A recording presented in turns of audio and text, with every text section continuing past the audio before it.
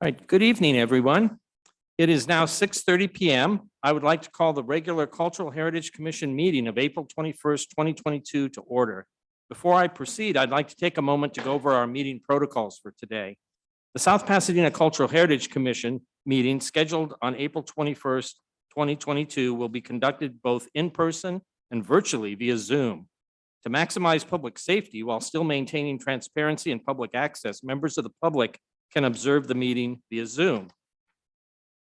Will staff please note that the following individuals are present: Commissioner Lopez, Commissioner Morrish, and myself, Vice Chair Gallatin.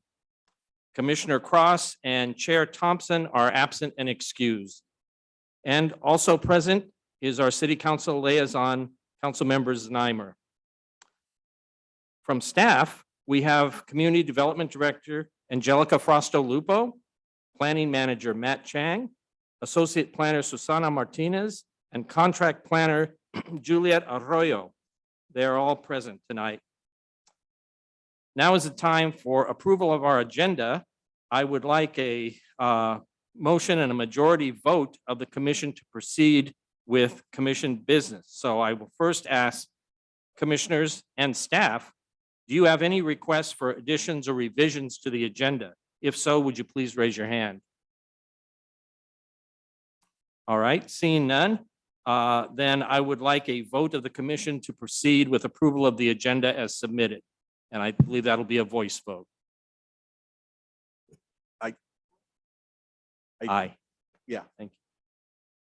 All right. Commissioners will speak on each item one by one. If you want to speak at a different time, please feel free to raise your hand and you will be then called on. I thank you all for your patience in advance as we proceed with our meeting today.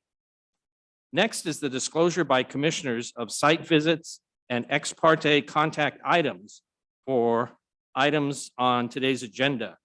Commissioner Lopez, do you have any ex parte contacts or site visits to report? Site visits, no contact. Thank you. Commissioner Morrish. Same visits, no contact. Okay.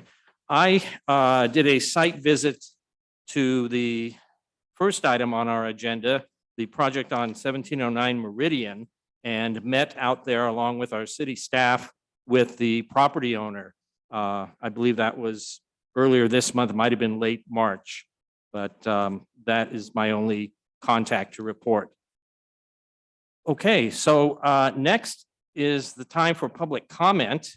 Staff, did we receive any public comment in person or via Zoom for item number 1, public comment?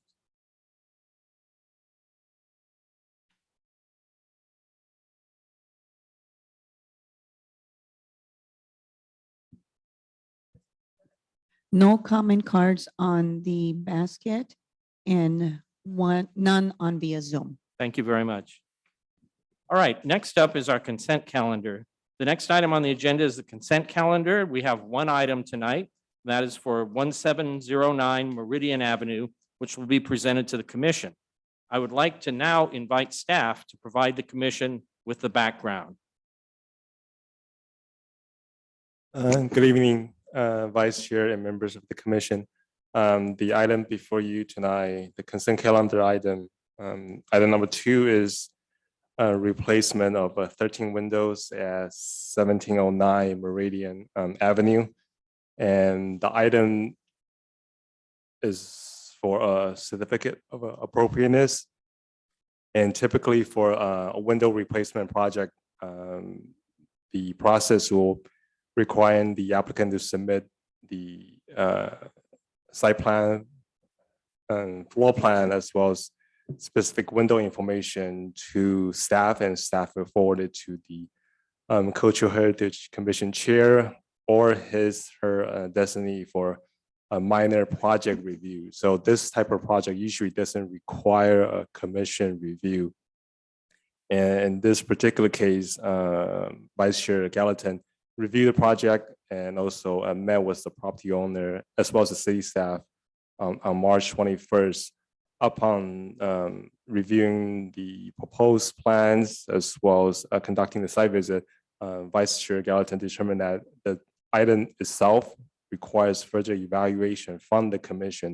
So staff identified the code section in our South Pasadena Municipal Code, identify that process that if chair or her designee determines that the proposed minor project needs additional information or review by the commission, he or she may elect to place the item on the commission's next meeting agenda's consent calendar, which in this case would trigger the whole body, which is the whole entire commission, to review the proposed replacement window project.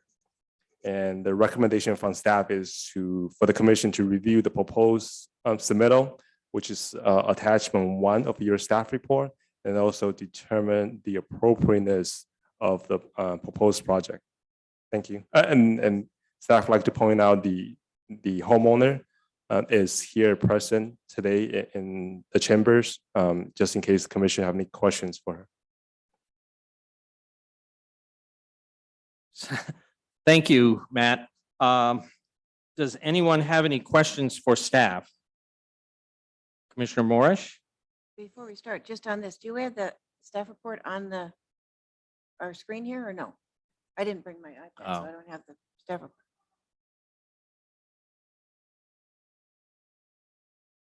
Can we see the agenda on this screen or it's not loaded onto here? You should be You able know to it. pull it up. Well, it's at the city website. Well, the whole thing, I mean, the whole, because I just didn't bring my. Okay, great. Okay, I'm sorry, Matt, that's all I had.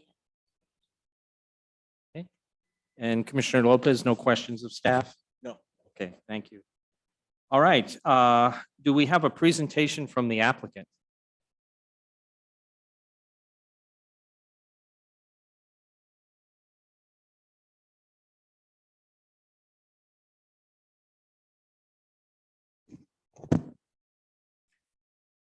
Good evening. This would be my Toastmasters presentation. I don't really have a presentation of a song and dance to necessarily show you. I think I've done as much as I could for the package that I've provided, along with, I appreciate the site visit that Matt and Mark have done. And I hope that you've studied it enough to understand that it's a fairly simple project. And it's not something that I think would it would only better the home. I have with me a representative from Anderson to display the windows, if you want to touch and feel them and how they rise, and which I'm sure you're all very familiar with this product. It's a very reputable product. If there's any questions you have for me. I think, yeah, if you haven't, Yeah, that would be great. that would be great. If they're around. Yeah, I mean, it's a nice little show and tell too. Absolutely. One thing that I wanted to also point out, and I don't know if this is all appropriate or what have you, but you know, our home doesn't have obviously these kinds of windows. They all open inward. And these will now be raised up, and there's the egress of the fire. Is it egress, correct? Yeah. Am I saying that correctly? That we will now have. And then the other windows will be opened out. So it's another way to exit. And Ms. Lee, just to clarify, you said your existing windows are the kind that open out, so they're casement windows. Yeah, correct, yeah. The existing ones, Or they don't go up and down, they either open out or open in. yeah, they open in. Yeah. And I live on Meridian. And as you all know, thank you. I'll let you do that.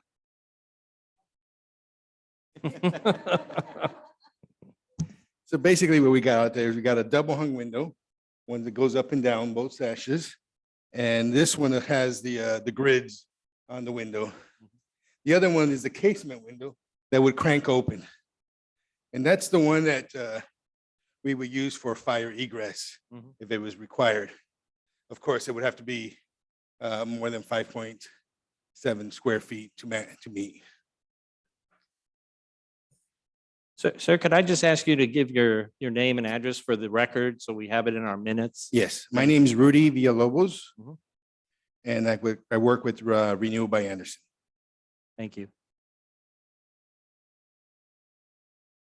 All right. Does anyone have any questions for either Ms. Lee or Mr. Villalobos?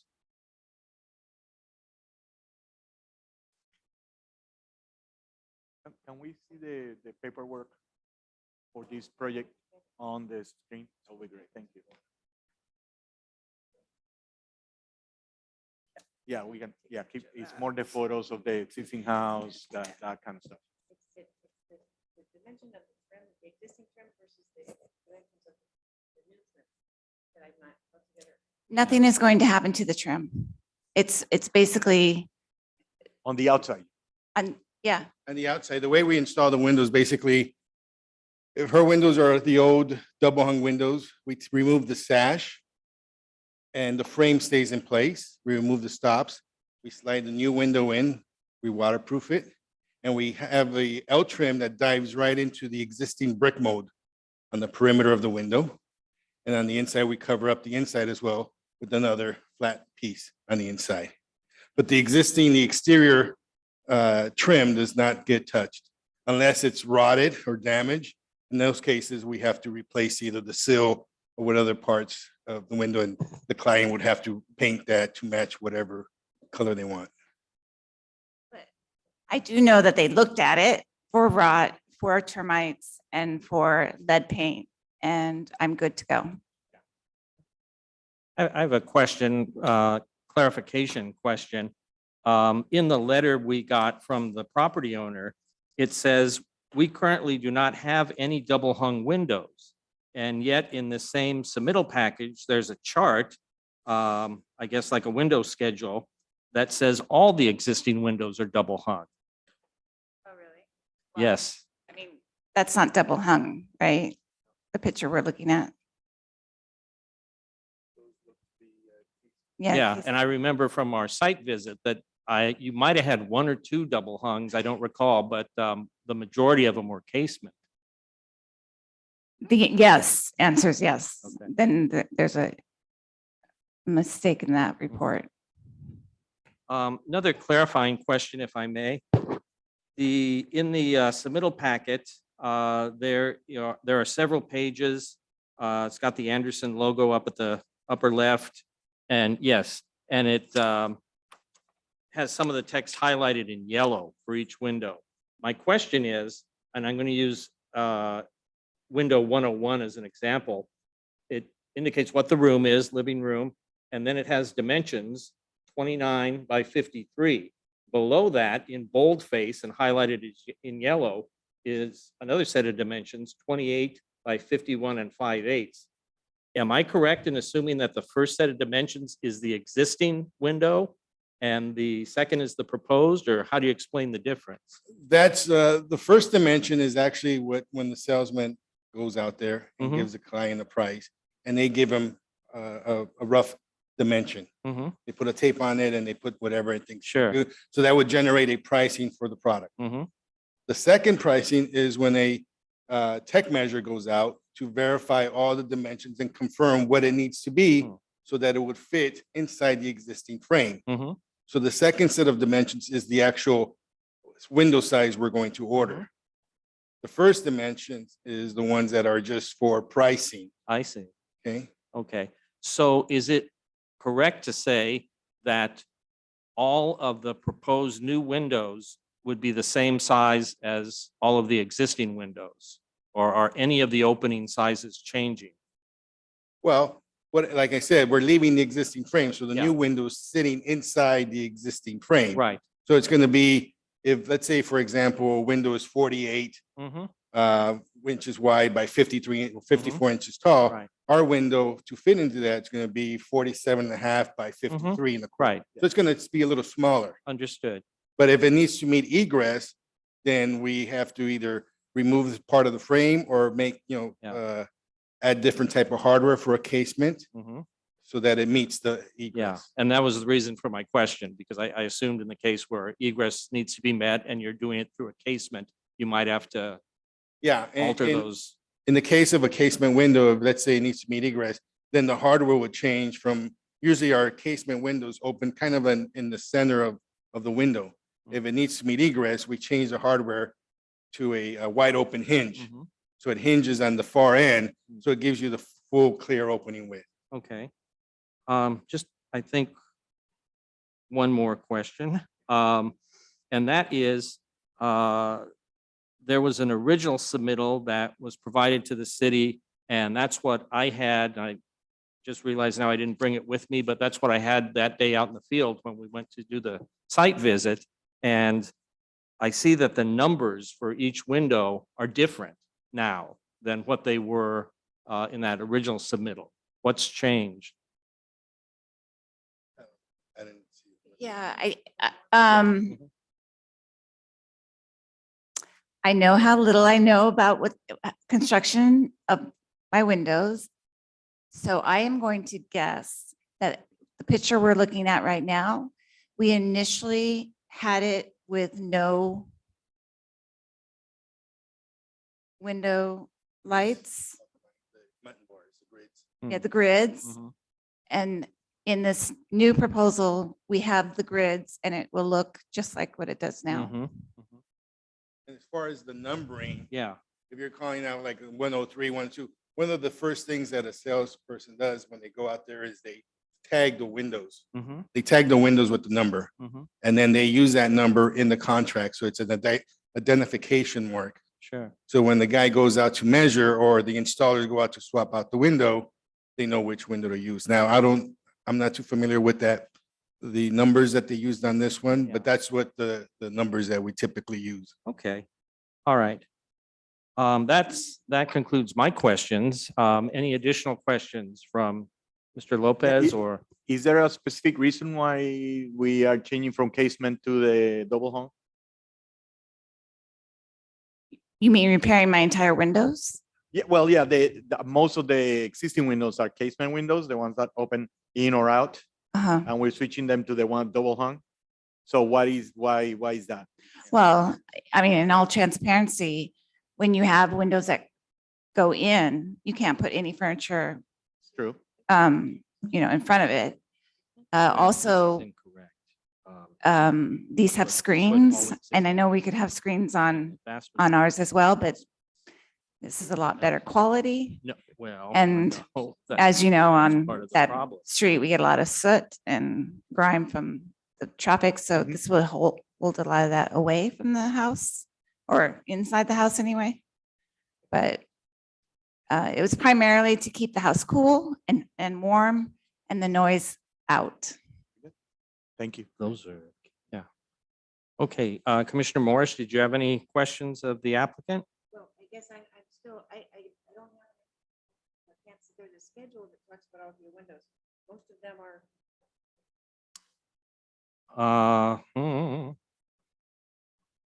Well, it comes right after the last page Yeah. with the yellow highlights. Yeah, there's a schedule. Mine says 15, but I don't. Is that one? Yeah. because I'm now not sure. It's my understanding, the windows you're gonna put, the Fireworks windows are gonna be exactly the same look as your house, the ones that have the single divided light thing in it.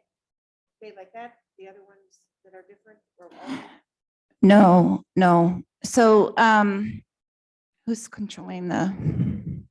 So the living room, there's one basement window and a glider on the schedule, but in fact, there's much more than that. Okay, See the but schedule? if we could, are you asking for how it's gonna look on the outside? Is that your concern? Okay, so who's ever doing that, could we go to like 105, 10, whatever? The very first part of the house.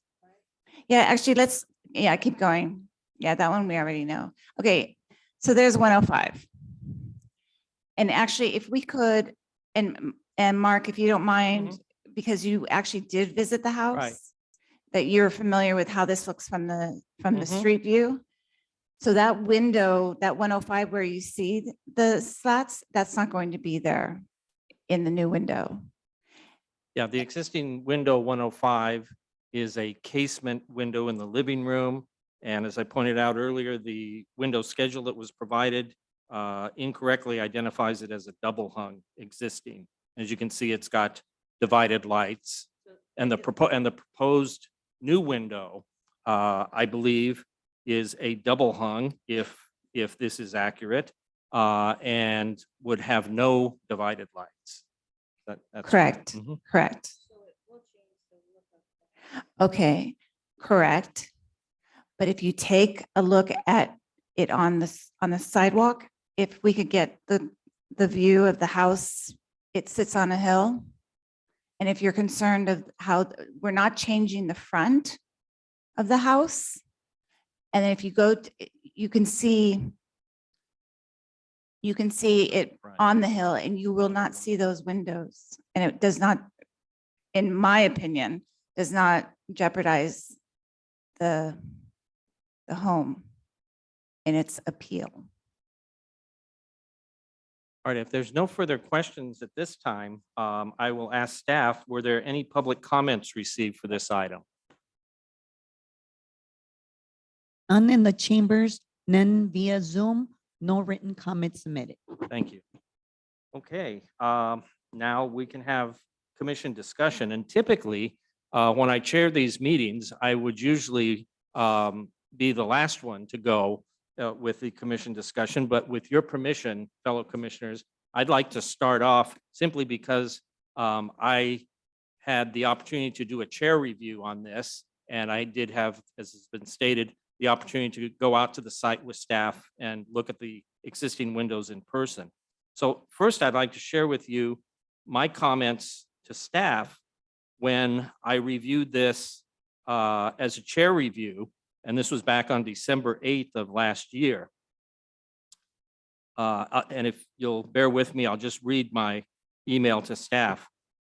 If I understand the proposal correctly, the applicant wants to remove the existing windows indicated and replace them with new Fibrex windows, utilizing the existing frames. While I don't have a problem with the choice of material, all the new windows are proposed without divided lights, whereas all the existing windows have divided lights. Furthermore, in every case, the type of window being proposed is different than what is existing. And I actually prepared a table, which I submitted comparing the two. These differences raise serious concerns about the ability of the proposed alterations to comply with both the city's design guidelines for historic homes and the Secretary of Interior standards. The home is identified on the Cultural Resources Inventory as an example of colonial revival style.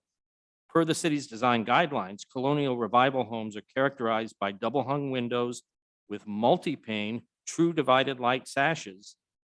Furthermore, the city's historic context statement notes that among the colonial revival style's character defining features are double hung, divided light, wood sash windows. The Secretary's standards give the following guidance generally. Deteriorated, I quote, deteriorated historic features shall be repaired rather than replaced. Where the severity of deterioration requires replacement of a distinctive feature, the new feature shall match the old in design, color, texture, and other visual qualities, and where possible, materials, end quote. With regards to windows, the standards recommend against removing or radically changing windows, which are important in defining the historic character of the building, so that as a result, the character is diminished. Changing the number, location, style, or glazing pattern of windows.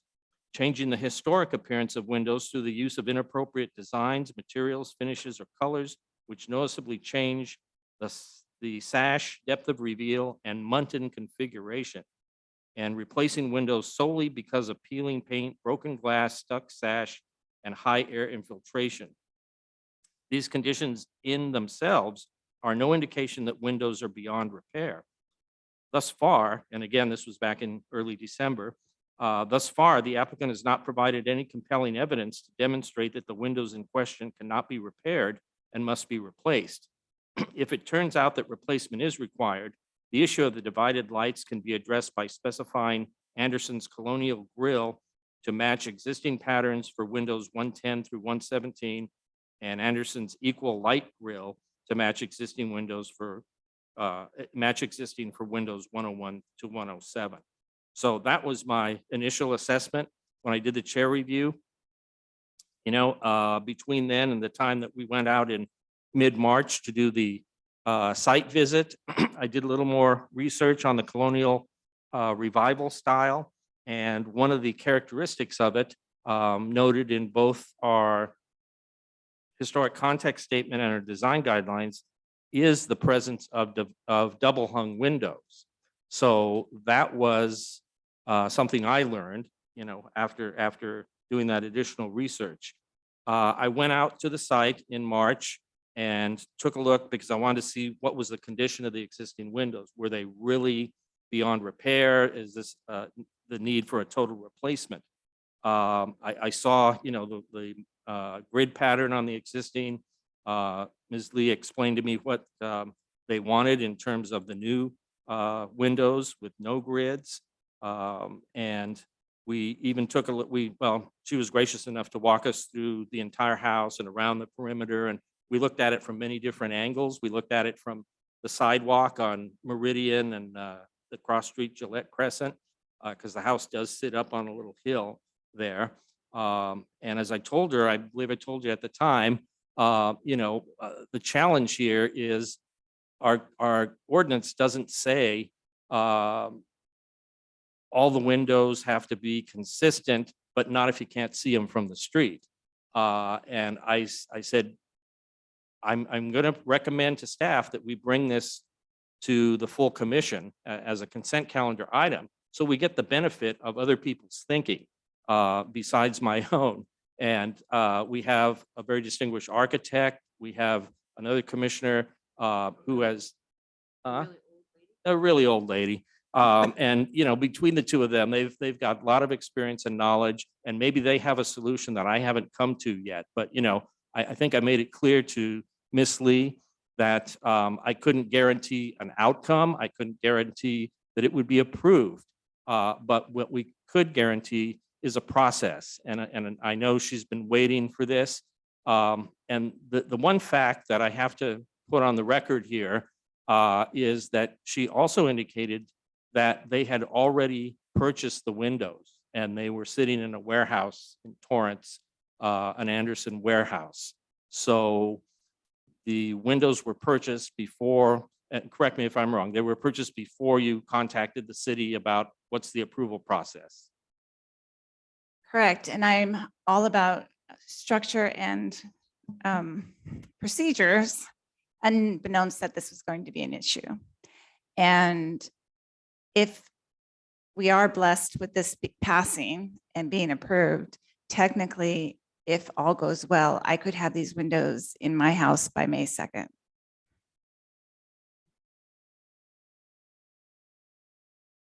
Okay, so that is by way of background then, and to the research that I've done, the visit that I did, and what I've been able to glean from the applicant and her window representative. So that's how we'll open the discussion. So Mark, did I understood you correctly when you said that this style in your research, which is very good, thank you. And I'm glad you went first because I think I was going to ask that, Right. because since you had a background on the project that we did not have. So Sure. it's great for us to hear that. So thank you for doing that. Sure. On your research, you did find that the typical double hung window was a typical for this style of house. Did you say? Did Yes. I hear you correctly? Yes, Okay. two sources said that the colonial revival is characterized often by double hung windows, but the caveat is double hung windows with divided lights. Correct. Yeah. Correct. So interesting. Mhm. That's Mhm. so. Oh, Do we I'm know sorry. that these are original windows? Well, I'll let the applicant answer. Are these original windows? The existing windows? That's hard to say. We've owned it since 92 and we haven't, I'm sorry, I should know this and I It's okay. apologize. What is the year of the house? 27, 27. 1927. Thank you. Sorry. And so we did discuss what we could do to fix that. What are the grids? So just the grids is how I would name it. And we could put a decal on it to fix it because we can't get, it's custom. And so yeah. And I'm really not in favor of doing something like that. And thank you for bringing that up, Ms. Lee, because I neglected in my presentation to mention one of the things that I asked the day I was out there were two representatives from Anderson present.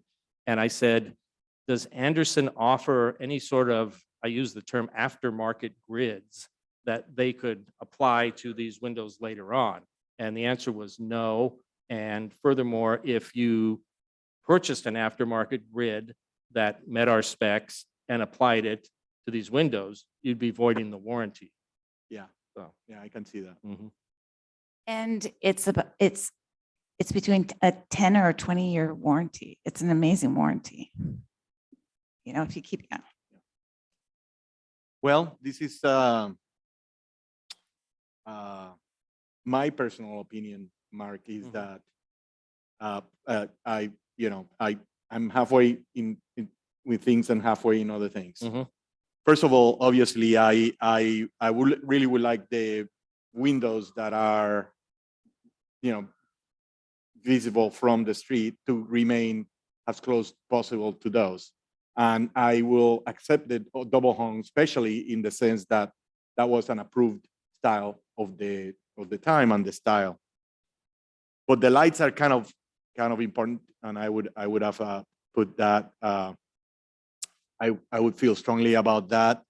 Now, the fact about fixing and things like that, I tend to be more flexible about that and let the owners make that decision. A lot of times it costs more to fix something Right. than to put them new. Right. And then you have all technology fixed, which, is single pane, or there are many other reasons Sure. that were, especially with Windows, in the location for sound, all these other things, right? So I really don't have a problem replacing the windows. But I would feel a bit more strong about at least the visible ones. The ones in the back, I'm gonna be lenient. I could be lenient. Now, I don't want the fact that you bought the windows affect what I'm thinking, but I would still be more lenient about the ones that are in the back or on the side or whatever. But really, the ones that are kind of visible, it would be kind of important to me to kind of remain. And we completely agree, Hence why we then changed the front to have those grids. Okay.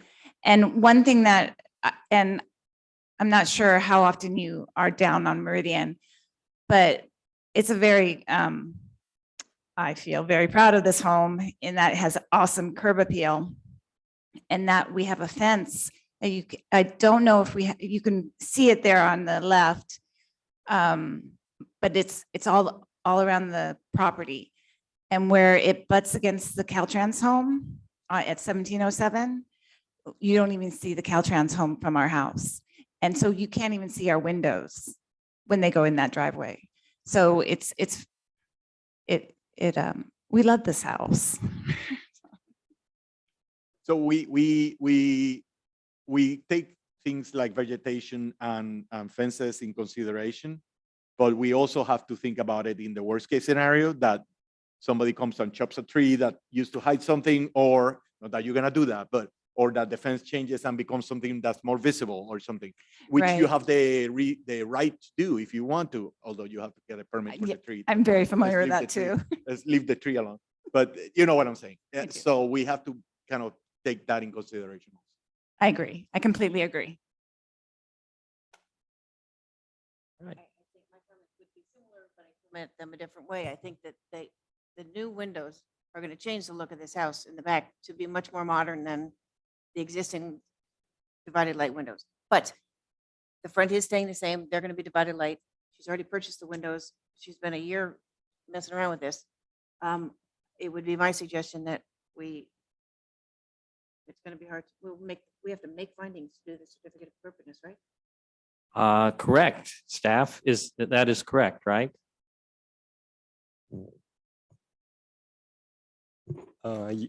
Yes. So we don't have all those things in front of us.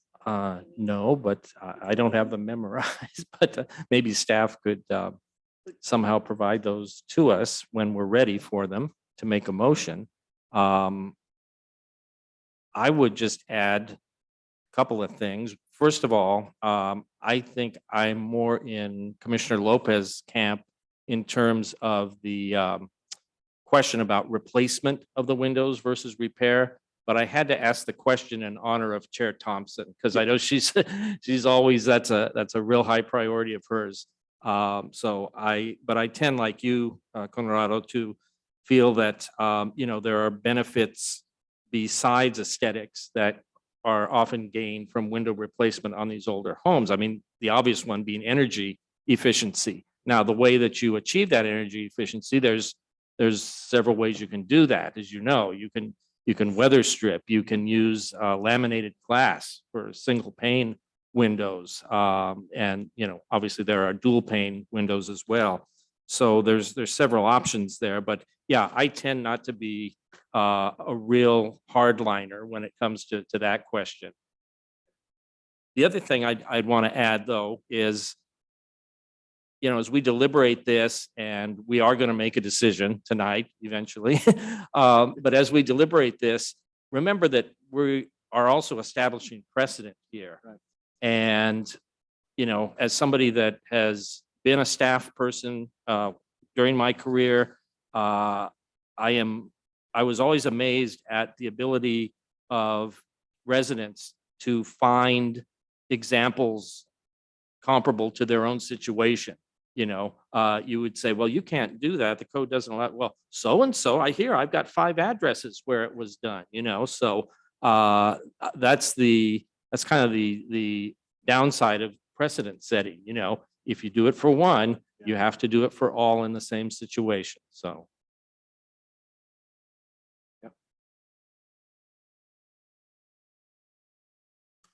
Chris, did you want to see if Well, they can get us the? Yeah, I guess, findings? I was prepared to let this go, but I'd have to look at the findings again to see if we can make any of them. Because I don't have them memorized, and I don't have, again, iPad or my step board with me. So if I could pull up. Section, I know it's what- so we section didn't even have a staff report. 2.65 of the municipal code. Well, maybe even the Garfield project, Yeah. to list the findings on the. Are Garfield you project? able to pull up the municipal code on here? Okay.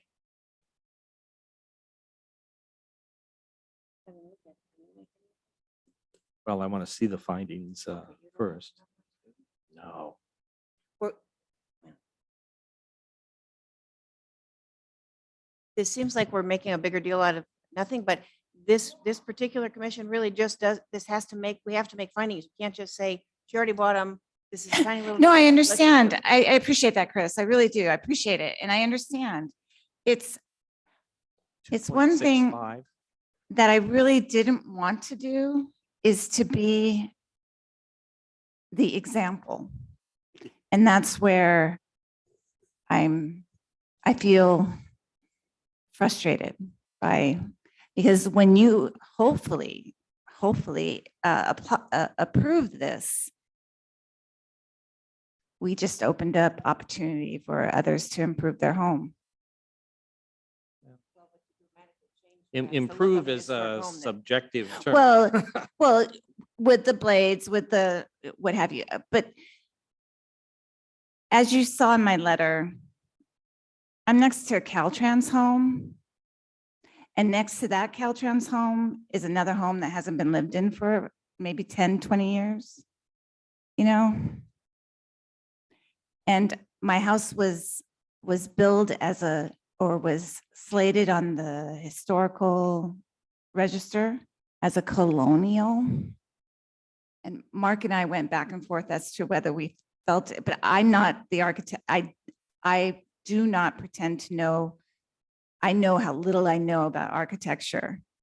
I know what I like, but I can't tell you where it falls under. Anyway, I really plead for you guys to approve it as a yes and for me to go forward. Yeah, we appreciate your patience as we deliberate this. And the reason, that, as Commissioner Morris alluded to, why the findings are so important is because, one of the misperceptions I think people have about city commissions and design review or cultural heritage commissions in general is that when we make our decisions based on our own personal opinions, and that's simply not true.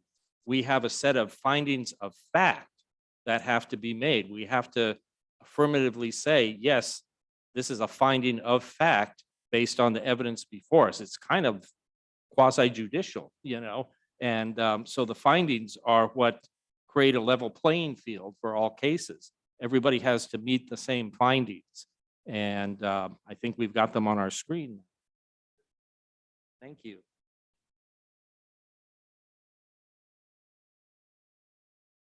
Please.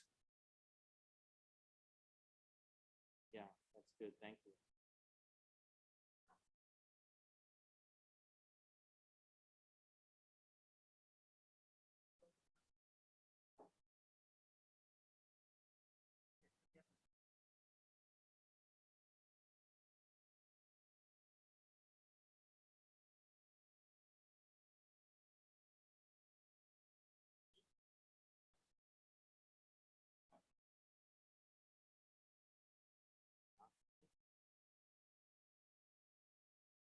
Oh, well, 10 doesn't apply.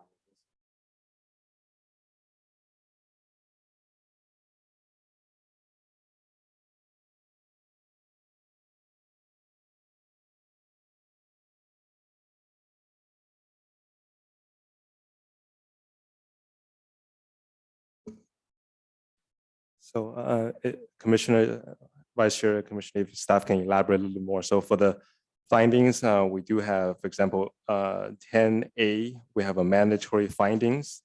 But the B, the one with multiple items, and the project specific findings, the commissioner just need to make 3. So you don't have to make all 10 or 11.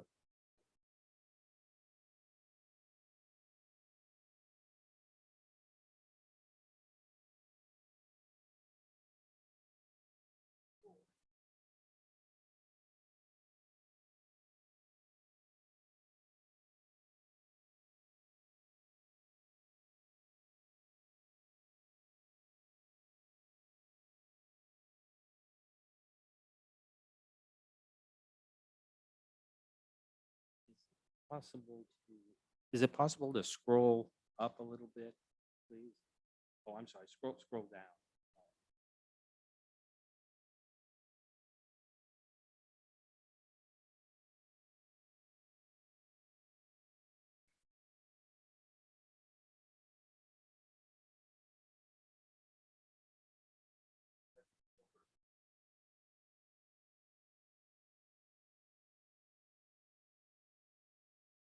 Yeah.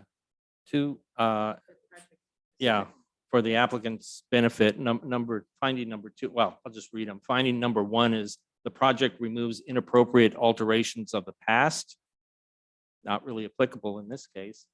Number 2 is the project is appropriate to the size, massing, and design context of the historic neighborhood. I would tend to say it is. Yeah. Mhm.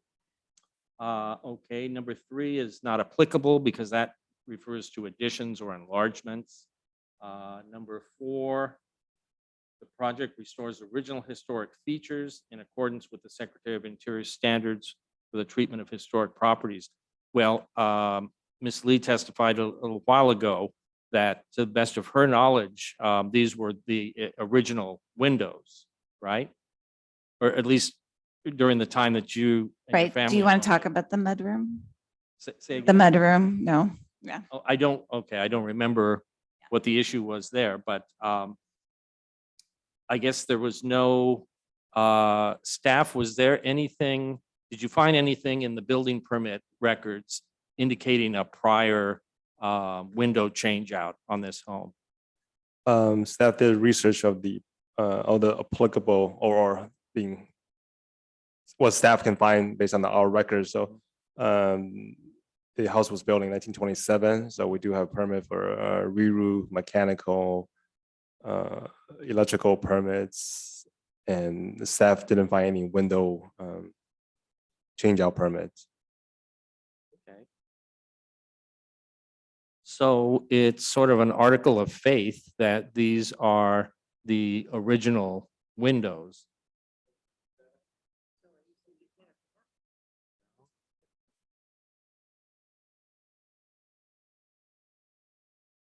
Number 7 is the project will not adversely affect the character of the historic district in which the property is located. Again, I think, that's consistent with number 2. Could be made.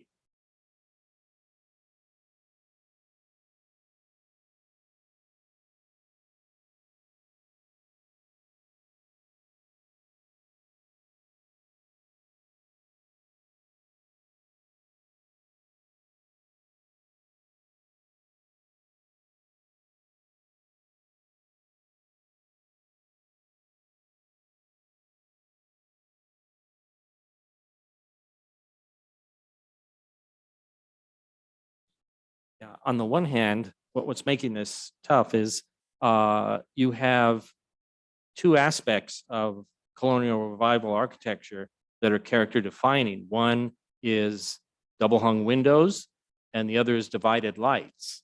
And here we're going from no double hung windows, but we do have divided lights, to double hung windows, but no divided lights. So we get like half of it.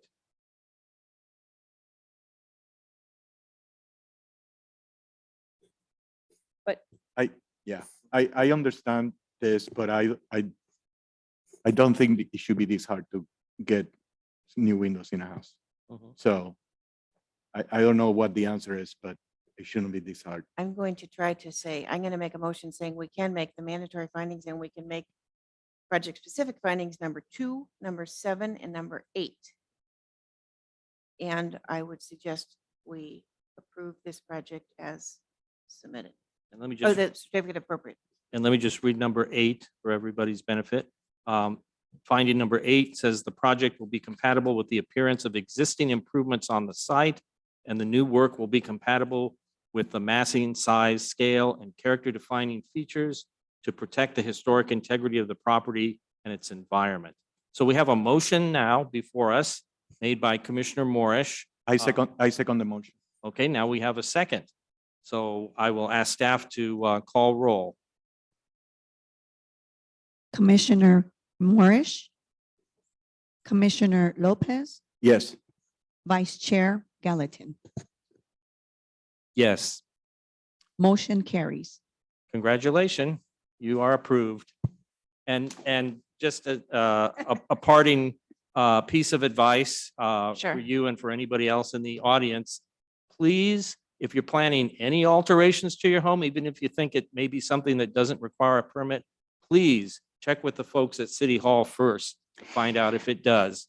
We don't Yes. want you to, paint yourself in a corner, so to speak. Well, as I am planning on doing was to also replace the roof and to add solar. Oh, So I have not purchased that yet. okay. Just, just so you know, Well, I'm not sure if those are available. I mean. Oh, I know. I have they realized. gotten their act together with that or not? I don't know. They have. I heard it's going to be a Yeah. challenge, but I'm not doing anything until I get okay. city's yeah. approval. Yeah. You guys are all invited to come. Cinco de Mayo. Thank you very much. Thank you. Thank you. Mhm. Thank you. Okay. All right, next we will move on to tonight's first and only public hearing. This is the project at 832 Garfield Avenue, project number 2448-VAR/COA. It's a variance and certificate of appropriateness to deviate the required side yard setback of 7 feet 6 inches to 5 feet along the northerly property line, and a certificate of appropriateness for a proposed first and second floor additions to an existing 2-story single-family dwelling. The recommendation from staff is to form a subcommittee to work with the applicant to refine the proposed design.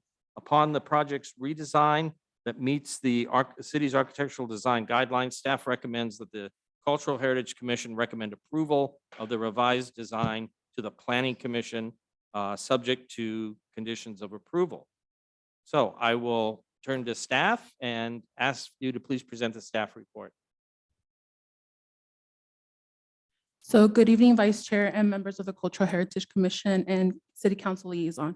The project tonight is for 832 Garfield Avenue, project number 2448, a variance and a certificate of appropriateness.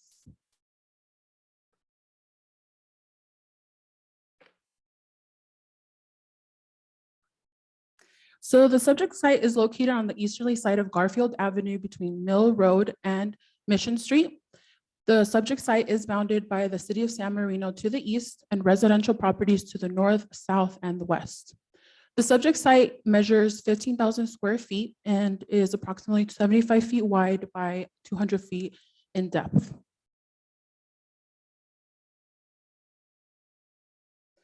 So the slide before you identifies a street view of the existing single-family residence, which was built in 1923. The home is designed in the English Tudor Revival style, which can be identified by its steeply pitched side gable roof, asymmetric design, multi-pane windows, and entry porch.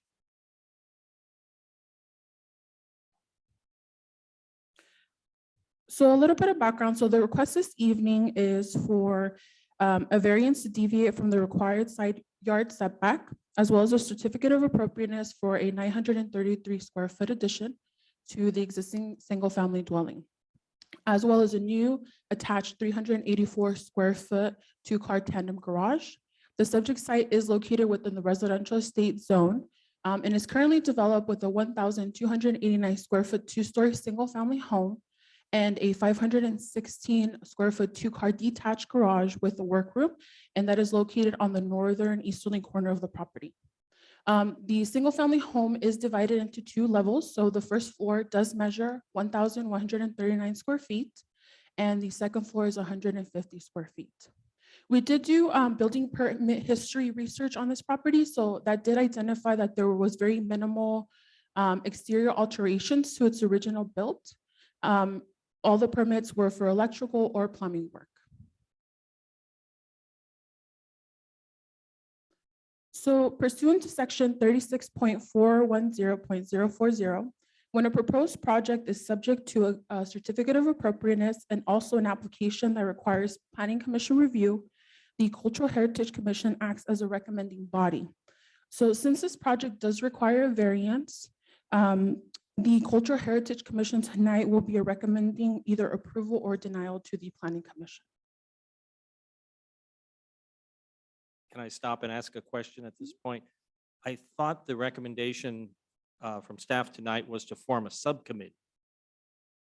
So we won't, if I understand correctly, we won't be acting on the C of A application. Is that correct? That is correct. But as a review authority, we're just kind of giving background on what the process would be like. But that is correct. Yes. Yeah, thank you. Thank you. What, to clarify, we're not acting on the variance at all. It's going to the planning commission. We're just talking about the design standards then. Or are we recommending something about the variance as well? Are we making findings on the variance as well? No, the findings will be made by the Planning Commission. Okay, so we're only discussing the design elements of the house. Yes, correct. As And relates to historic, okay. yes. But again, not to confuse things further, I think tonight, all we're being asked to do is to form a subcommittee. Yes. With respect to the variance, is this body allowed to make comments as part of our recommendation to the Planning Commission? Can we comment on the variance request? You can do comments. You can also add conditions of approval, for example, any additional information you would like to include, and that would be presented before the Planning Commission. Very good. Thank you.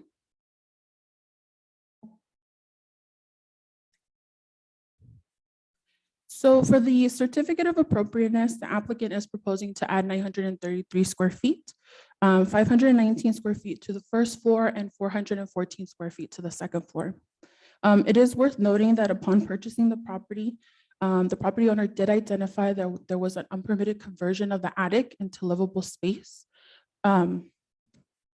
which is access through the existing second floor office space. So it is an additional bedroom and a bathroom. So as part of this application process, the applicant is looking to get those permits for this unpermitted conversion. In addition, as mentioned, there is a proposed 384 square foot attached tandem two-car garage. So per our code, tandem parking may count towards the required number of parking spaces with the approval and administrative use permit.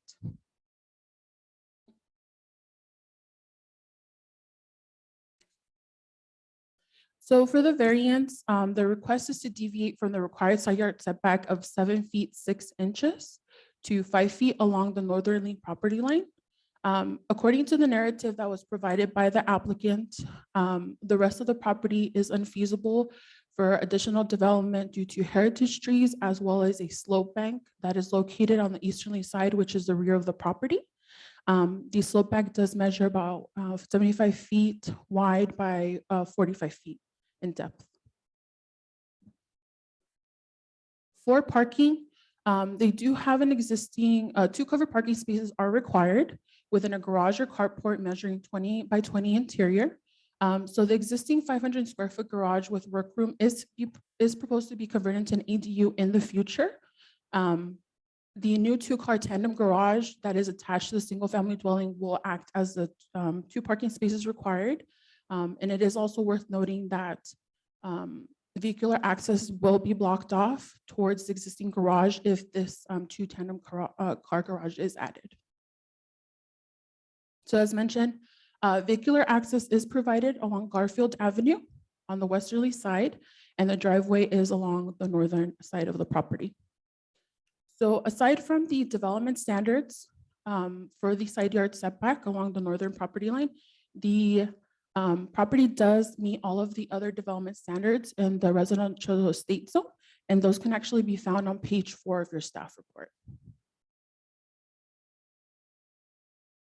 Additional improvements that the applicant would like to make is a new patio paved area, pool, landscaping, and a new paved driveway as well.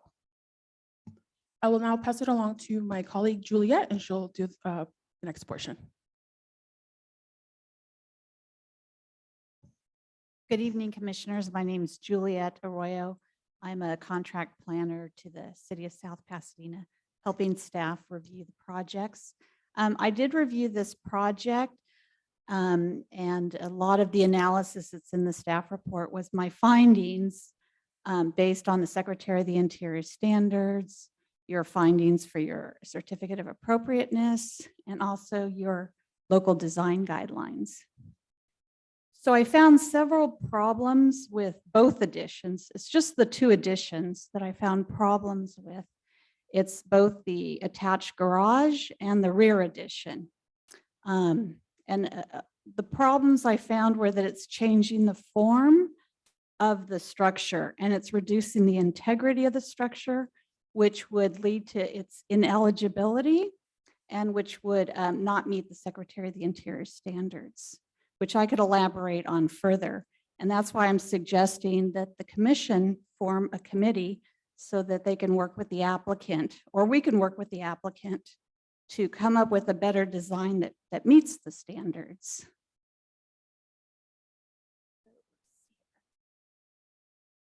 Okay, so here's an aerial view.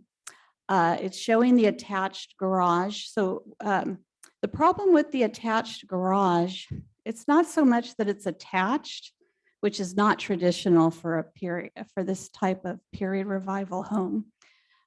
So the problem is not so much that it's attached, it's that it protrudes into the front. And that's not so much the problem. The problem is that it's forming a U shape in the front. It's elongating the property because the house has a very compact square footprint, very characteristic of the Tudor revival.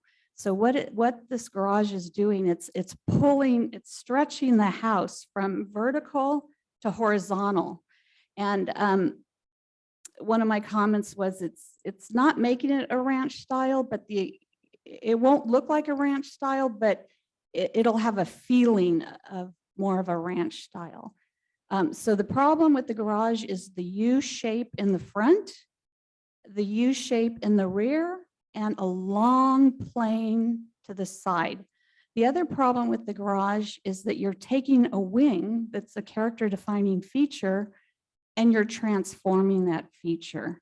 And that feature is very important to the overall design of the home. Those are the major problems with the garage. There's some other problems.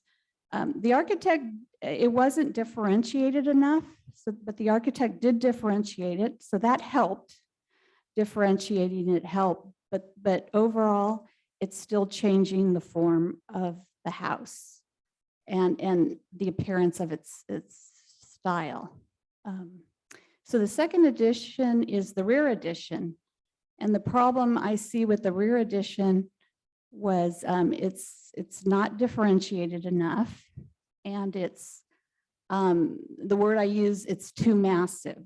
And by massive, I don't mean it's too big. I mean the appearance is too massive for this house. You know, another house, it might be fine. But the roof line, the wall planes, the footprint, all of it is too massive. Now, it's a good location. This is a great location for the rear addition because it's in the middle bay. And in a historic review, we look at all sides of the house. So, and in this house in particular, it was masterfully designed in the rear. So, I mean, the good part is that the two bays are being preserved, and those are the most articulated. And also the addition, it is correcting an inappropriate addition that was done earlier, but the inappropriate addition was minor, it was small. So my comment on this addition is that it's just too massive. And again, I don't mean it's too big. I mean the look.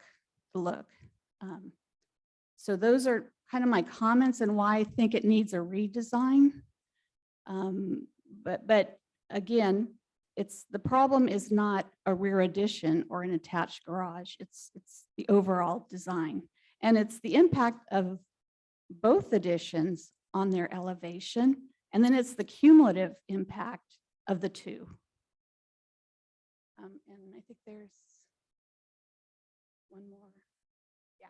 Oh, this is just a photo example, and I highlighted the gable ends. So there's a pair of gable ends that are very distinctive and very character defining feature for this house. And what the attached garage is doing, it's doing several things. So it's going to create that U form in the front, and it's going to obscure the two matching gable ends, and it's going to transform that wing that's character defining. So this just helps to illustrate it. So those are my general comments on why I think it needs a redesign, and especially to meet the Secretary of the Interior standards, because I don't think we could make a finding that it meets the standards at this stage.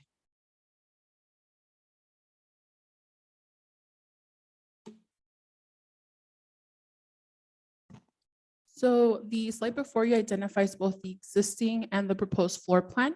So the green highlighted area identifies the attached garage that is proposed along the driveway, and the blue identifies the proposed addition towards the rear on the first floor. They are proposing to relocate the existing family room and do an expansion, as well as expanding the kitchen, converting one of the existing bedrooms into an office space, and adding a dining room as well. So the floor plan here is for the second floor. So the highlighted area in yellow does identify the unpermitted conversion of the attic. As you can see for the existing, there is an existing bathroom already, as well as a bedroom that is accessed through that second story office, as mentioned before. And for the proposed, they are adding towards the back. So the blue does identify that proposed addition that they would like to do. So they would like to keep the existing bedroom that's on the second floor with the bathroom, do some interior modeling, and then add a master bedroom with a bath and a closet as well. So this elevation is the west elevation, which identifies the front. The green area identifies that attached garage that they would like to add. So this elevation is from the northern side. As Julia mentioned, this is that wing area that she was referring to. The green identifies the attached garage. The yellow is for the unpermitted conversion, that small addition that was made. And the blue does identify the proposed addition that they would like to do.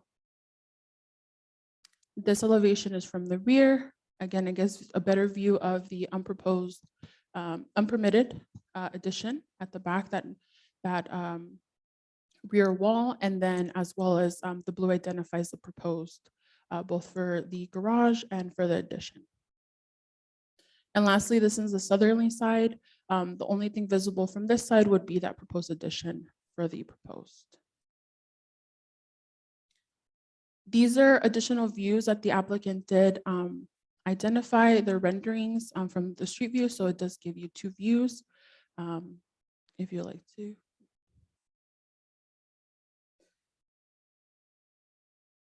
So the recommendation for this evening is for the Cultural Heritage Commission to form a subcommittee to work with the applicant to refine the proposed design. Upon the project's redesign that meets the city's architectural design guidelines, staff recommends that the Cultural Heritage Commission recommend approval of the revised design to the Planning Commission, subject to the conditions of approval. So this concludes my presentation. We would be more than happy to answer any questions. And just for the record, the applicant, one of the applicants is available via Zoom, as well as the architect is here in person and the second property owner as well. Very good. Thank you, Ms. Martinez. Ms. Arroyo? May I ask one quick question? So if we were to agree to form a subcommittee and they did review it and they arrived at a design that could meet the guidelines, does it have to come back here or they can send it directly to planning? We would recommend as staff to bring it back to the Cultural Heritage Commission. That way, everybody has the opportunity to review it and approve it for the Planning Commission. Okay. Are there any questions of staff? Commissioner Lopez? First, I want to say thank you. It's a great analysis that you guys put together. Thank you. The both of you, I think you've done a great job. The elevations with the color is really very nice, very nice. So great job with that. One question, I could be wrong, so which is why I'm not asking the question. I understood that the parking requirements have loosened up because of the ADU but I still seeing that is the 2-car garage it sounds like a requirement, even though it's an ADU conversion. So, and I thought that had been relaxed a little bit. Is that not the case? That is correct, Commissioner Lopez. The applicant has expressed that they would like to have the 2-car garage for their own personal use. But yes, that is correct. Oh, so it's not required by code to have a 2-car garage. Yes, it's just required if they have a tandem 2-car garage that we have to approve it. But if they decide to have no parking at all, then that would be fine per the So they ADU could law. park in their driveway and Correct. tandem, and that would be fine. Yes, correct. Good, thank you. Any other questions? Any other questions of staff? Oh, that's great. Okay. I have one or two questions, I guess. The first question I have is on page 6 of the staff report, at the very top. In the first paragraph there, it says a second-story roof addition with a slight sloping roof was added to the rear of the house in recent times, but does not compromise the integrity of the original house. Then the very next paragraph says, the 2 additions separately and combined alter the original style of the home, remove or modify original features and spaces deemed important, and reduce the integrity of the property as a contributor to the eligible Northeast of Mission District, Historic District identified through citywide survey work. So maybe I didn't read that enough, but I think what you're saying is with respect to the unpermitted addition on the second floor, your analysis concludes that does not negatively impact the integrity of the home, but the 2 additions that are proposed here, first and second story, or I guess the other way to look at it would be the garage and the house addition, that those would be detrimental to the integrity. Yeah, so the unpermitted addition, the roof attic, that's not compromising the integrity today that would deem it ineligible. It's a minor, although it's not an appropriate alteration, it's not so extensive that it's compromising the rear elevation of Mhm. the house. But the two additions that are being proposed would compromise the integrity. Okay. And my second question has to do with the proposed garage. I know that a standard side-by-side two-car garage is 20 by 20 inside dimensions, I'm assuming. This tandem garage is 37 feet long. Why isn't it 40 feet long? That would go back to Commissioner Lopez's question where, Oh, because it's not a required garage. yes, but that is correct. If it was a required two-car garage, it would have to be minimum 40 feet wide. I Right. mean, in length, I apologize. Okay, thank you. You mentioned that one of the property owners is available via Zoom and, oh, okay. Who is hosting the? Yeah. Well, one at a time. I was next going to ask, does anyone have any questions for the applicant? And I know the architect is here, and I know the applicant apparently has his hand raised in Zoom.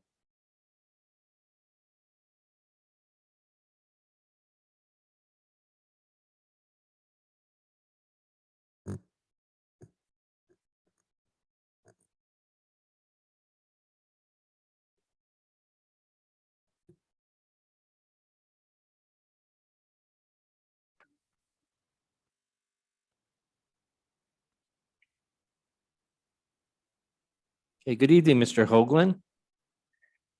Good evening. Did Can you? can you all hear and see me? Yes, sir, we can. Is now the appropriate time? If I didn't know, I know you just recently mentioned if there were any questions for the applicant. I don't know. I was being switched to a panelist mode. I don't know if there were, but if not, is now the appropriate time for a brief statement from me and then potentially from my architect? Well, yes, actually, it would be appropriate to ask if you or your architect have a presentation that you'd like to make. And then following that, we'll open it up to questions from the commission. Yes, we do, if possible. Certainly. So first of all, for the commission, thank you very much for letting me join. I apologize that I am joining via Zoom. I am on the East Coast for business. My wife, the co-owner and co-applicant, is also present in the room tonight, along with our architect. And we appreciate the commission's chance to appear before them. Just briefly, and I'm going to let our architect speak much more specifically in his brief presentation to some of the details regarding architectural components, specifically speaking to elements of the staff report. But I would just like to offer a little bit of background beyond what we prepared in our project narrative, which is that my wife and I moved from the Hancock Park area a little more than a year ago, actually not quite a year ago, and chose South Pasadena as the place to grow our family.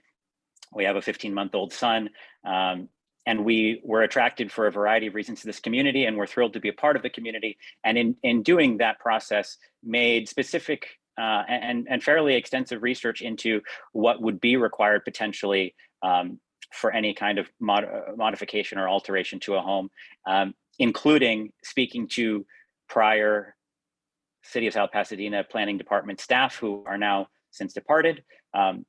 We purchased our home last summer, and as soon as August and September of last year, had conducted both in-person and phone call meetings with, again, prior departed staff.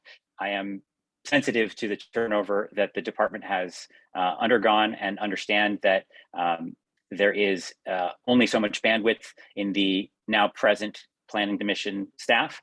But to give you the context, we did submit our original fully complete application now over 7 months ago, and it has taken that time to appear before the commission. So we are eager, obviously, for our chance to be here. By no means expressing any kind of command or experience with the workings of your body. I do believe in the materials that were prepared on page I believe it was 8 out of 12, or sorry, 10 out of 12. Just to clarify, and I don't want to get into the specifics of it, but you clarified, Commissioner Gallatin, I believe, that you do not are not recommending a COA for design review tonight.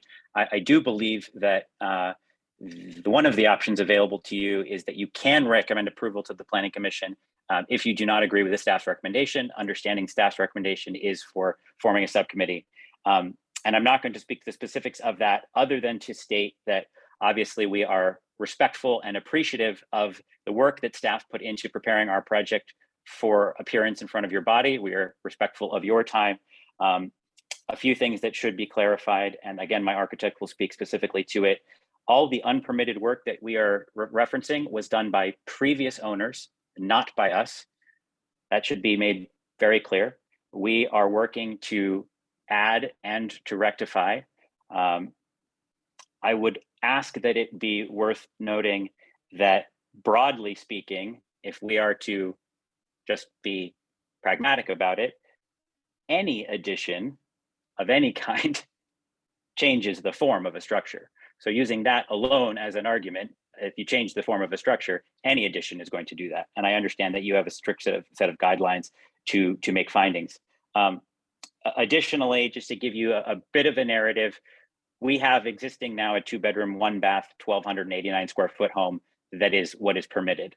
We are, as I mentioned, a young family with a 15-month-old child. We have a dog.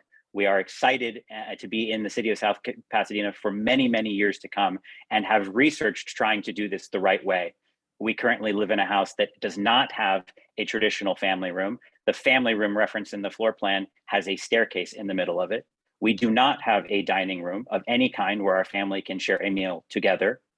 What we are proposing has been painstakingly researched, and my architect will speak to why we believe that the staff report prepared from a design review standpoint is, I believe, and I say this respectfully, to be highly misleading and also subjective to the point that it incorporates personal opinion and not, as Commissioner Gallatin pointed out, precedent that leads to more of a judicial type of process. And so I will let my architect speak to those details, but I would just like that noted for the record, that we have significant disagreement with the interpretation from a design review standpoint. Other than that, reiterating that we're glad to be here and glad to have, after now almost 8 months, the chance to appear before your busy commission, and looking forward to your feedback and comments following our architect's presentation. Thank you. Thank you, Mr. Hoagland. Is the architect ready to begin his presentation?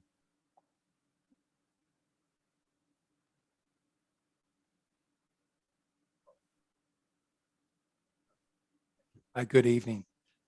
For the record, my name is Barry Adnams, 9882 Briley Way in Villa Park, California, and I'm the project architect for the project. As Mike said, we have read the staff report and do question some of its content, and unfortunately are disappointed at the recommendation to form a subcommittee after 7 months of review that has generated a staff report that we think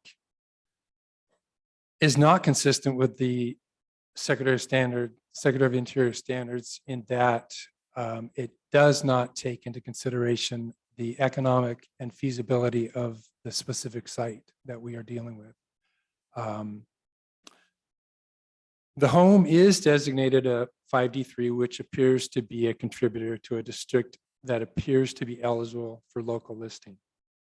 According to the city's historic survey, the criteria that is applicable out of the 14 identified criterias, its character or value as a part of the heritage of the community.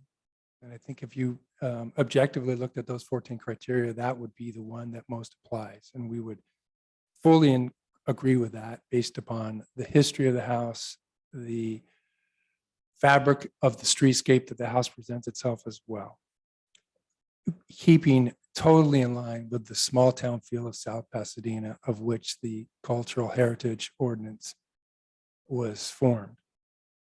And as we look closely at that heritage ordinance, we find a primary element of its purpose is providing for the perpetuation of the city's cultural and aesthetic history in harmony and context with a physical setting that encourages complementary contemporary design and construction.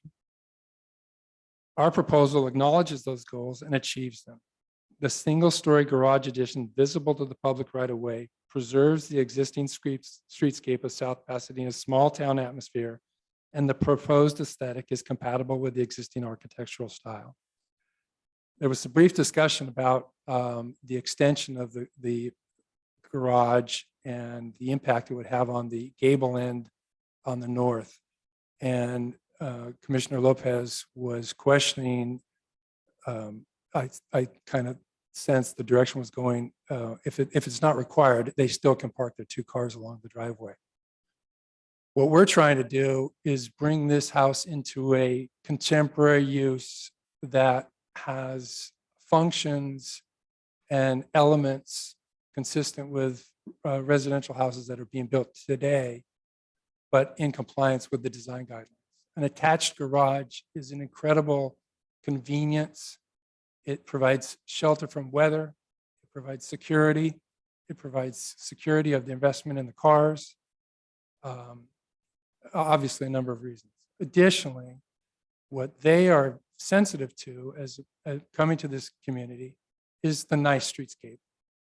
A garage that is accessible will bring 2 cars off the street and clean up the streetscape and give more visibility to the attractive streetscape. So that is a very important part of their program that we're working towards. The style appears to be English Tudor revival of the early part of the 20th century when this home was originally constructed. As you know, it incorporates steeply pitched roofs, usually with strong, large, massive stone or brick chimneys, often includes heavy timbers and an asymmetrical floor configurations of roof planes that give the appearance that the building was added on to through the history of its use. The staff report suggests this historical significance of this project is the masterful quality of design of such style. After having spent an enormous amount of time in the house, going through the house, driving around the house, and then driving through the community, I actually question whether or not that is an accurate statement. And I have a couple of points I'd like to bring out that would compromise that statement, in my opinion. First, the house has been drastically altered. The addition of an unpermitted second store facade at the back, elongating the first floor up to the second floor and creating a shed roof is a significant modification.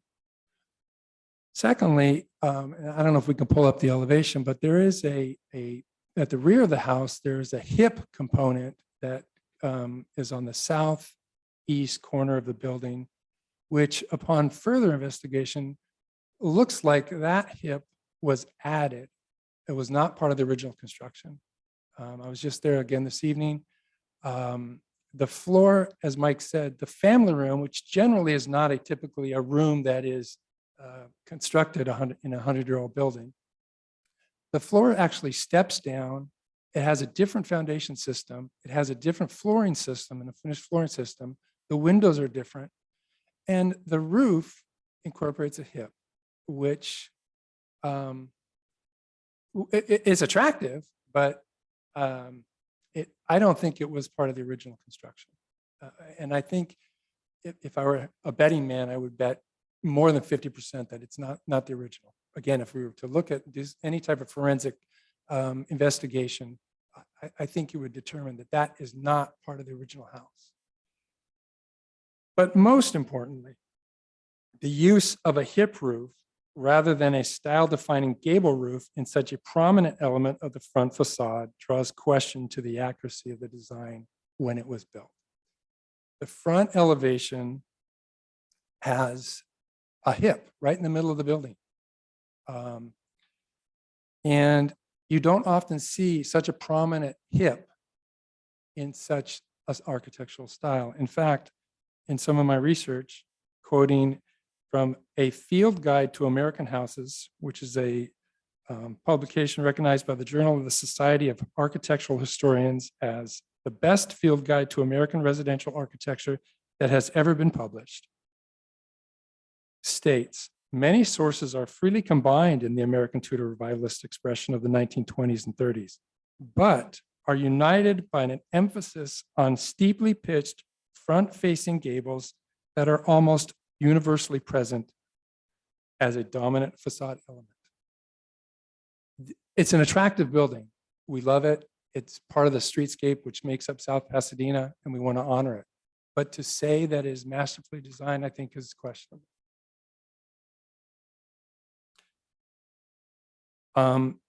Recognizing that it is attractive and trying to comply with the design guidelines, the historic preservation element, and the ordinance, we feel the real historical significance is that it is simply part of the city's heritage of smaller scale residences of the small town streetscape. And I say simply as in not minimizing that component of what South Pasadena is about, but that is what the 5D3 focuses on relative to the criteria of its historic preservation. As such, we've complied with the design guidelines of retaining and preserving the form and detailing of the architectural materials and features that are important in defining the historic character of the structure. The existing facade is really unaltered. We have slightly extended the north wing ridge to come into the center line of the garage roof. And this was really as an element to subordinate that garage expansion. Architecturally, we originally had the steep gable go all the way to the north wall so you could see the two gables. We stopped it at the center of the ridge of the garage. It is the garage addition the proposed garage addition is in keeping with the style of house, which historically included expansion of service rooms and studios, and especially garages as the automobile was made available to the public. It is a perpetuation of the life history of the building and its style of architecture. The location of the garage, which is 10 feet back from the primary front of the building, is in compliance with the zoning code, and we have complied with the requirements of a side yard variance allowed for in the code to allow for the garage structure to go here. And I'll get into why it has to go here a little bit further on. The residential addition at the rear, although essentially invisible from the public view, is compatible with the historic features in scale and detailing. To address some of the specifics of the staff report, we're not in agreement with statements such as the elongated front and attached garage give the home more of a ranch style appearance. The home is a 45-foot wide home. To add 10 feet to a Tudor style home doesn't change it from a Tudor style home. And it certainly doesn't make it into a ranch or the illusion of a ranch. The addition protrudes into the front setback, which it does not. It is 10 feet behind the front setback. Commissioner Gallatin brought up this. The rear elevation is highly articulated. Again, I bring into submit that it has been altered fairly drastically from the original design. So we question that statement. There are statements, and again, as Mike alluded to, they're personal opinions, and they are indeed factual, but relative to the effects of an addition transform the original balanced design, it obviously changes the design. It overpowers the wing. Those are subjective. Transforms the slight variations in setbacks, increases the number of parts along the rear elevation. As Mike said, we acknowledge that any addition is going to change the footprint of the building. It doesn't change the character, and it has been done in the past at similar scale throughout the city, and with recommendations for certificate of appropriateness from this body.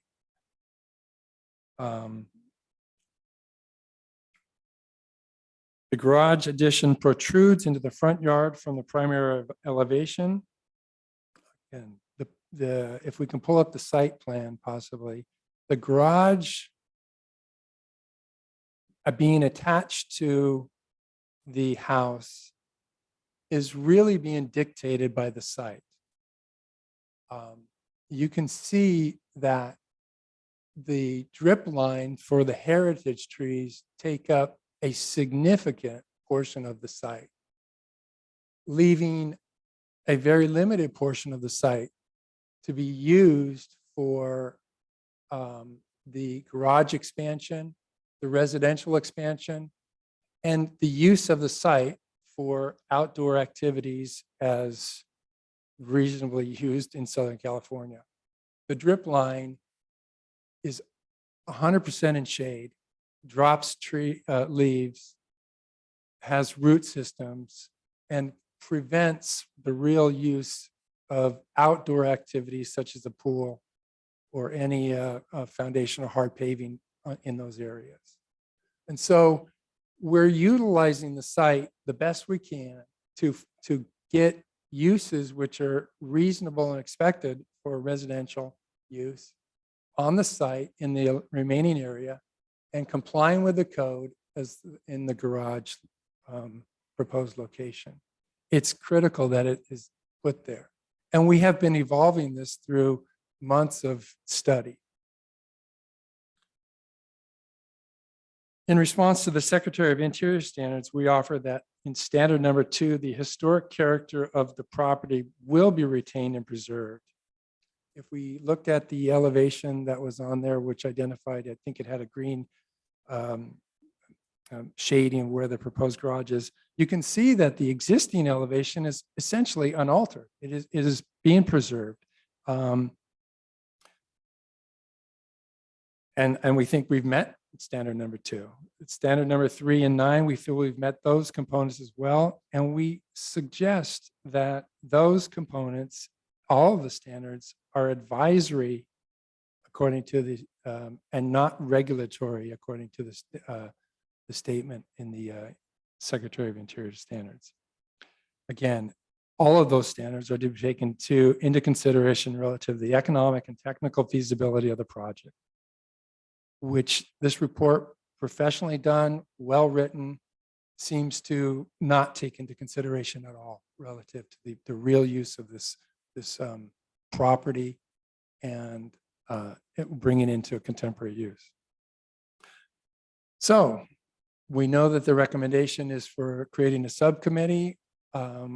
We're obviously very disappointed because we actually think that you have the findings, as you alluded to, that are required in the ordinance to actually make a recommendation for certificate of appropriateness. We think those findings are, it removes an inappropriate alteration of the non-permitted second floor alteration. The project is appropriate to the size, massing, and design context of the historic neighborhood. The project adds substantial new living space while preserving the single-story character of the streetscape. It's unaltered, essentially. The single-story garage is not hindering that existing space, existing structure. And it will not adversely affect the historic district character. So we think those are without dispute. So in closing, we feel this project, which is supported by the neighbors, we've met our neighbors to the north and to the south and around the corner and in the community. It complies with the specifics of the ordinances, but most importantly, it complies with what we believe is the primary intent of the ordinance to perpetuate the heritage and small town streetscape of South Pasadena. Therefore, we ask for your approval.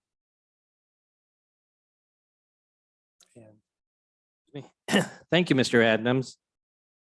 Does anyone on the commission have questions of the applicant's presentation? Commissioner Lopez?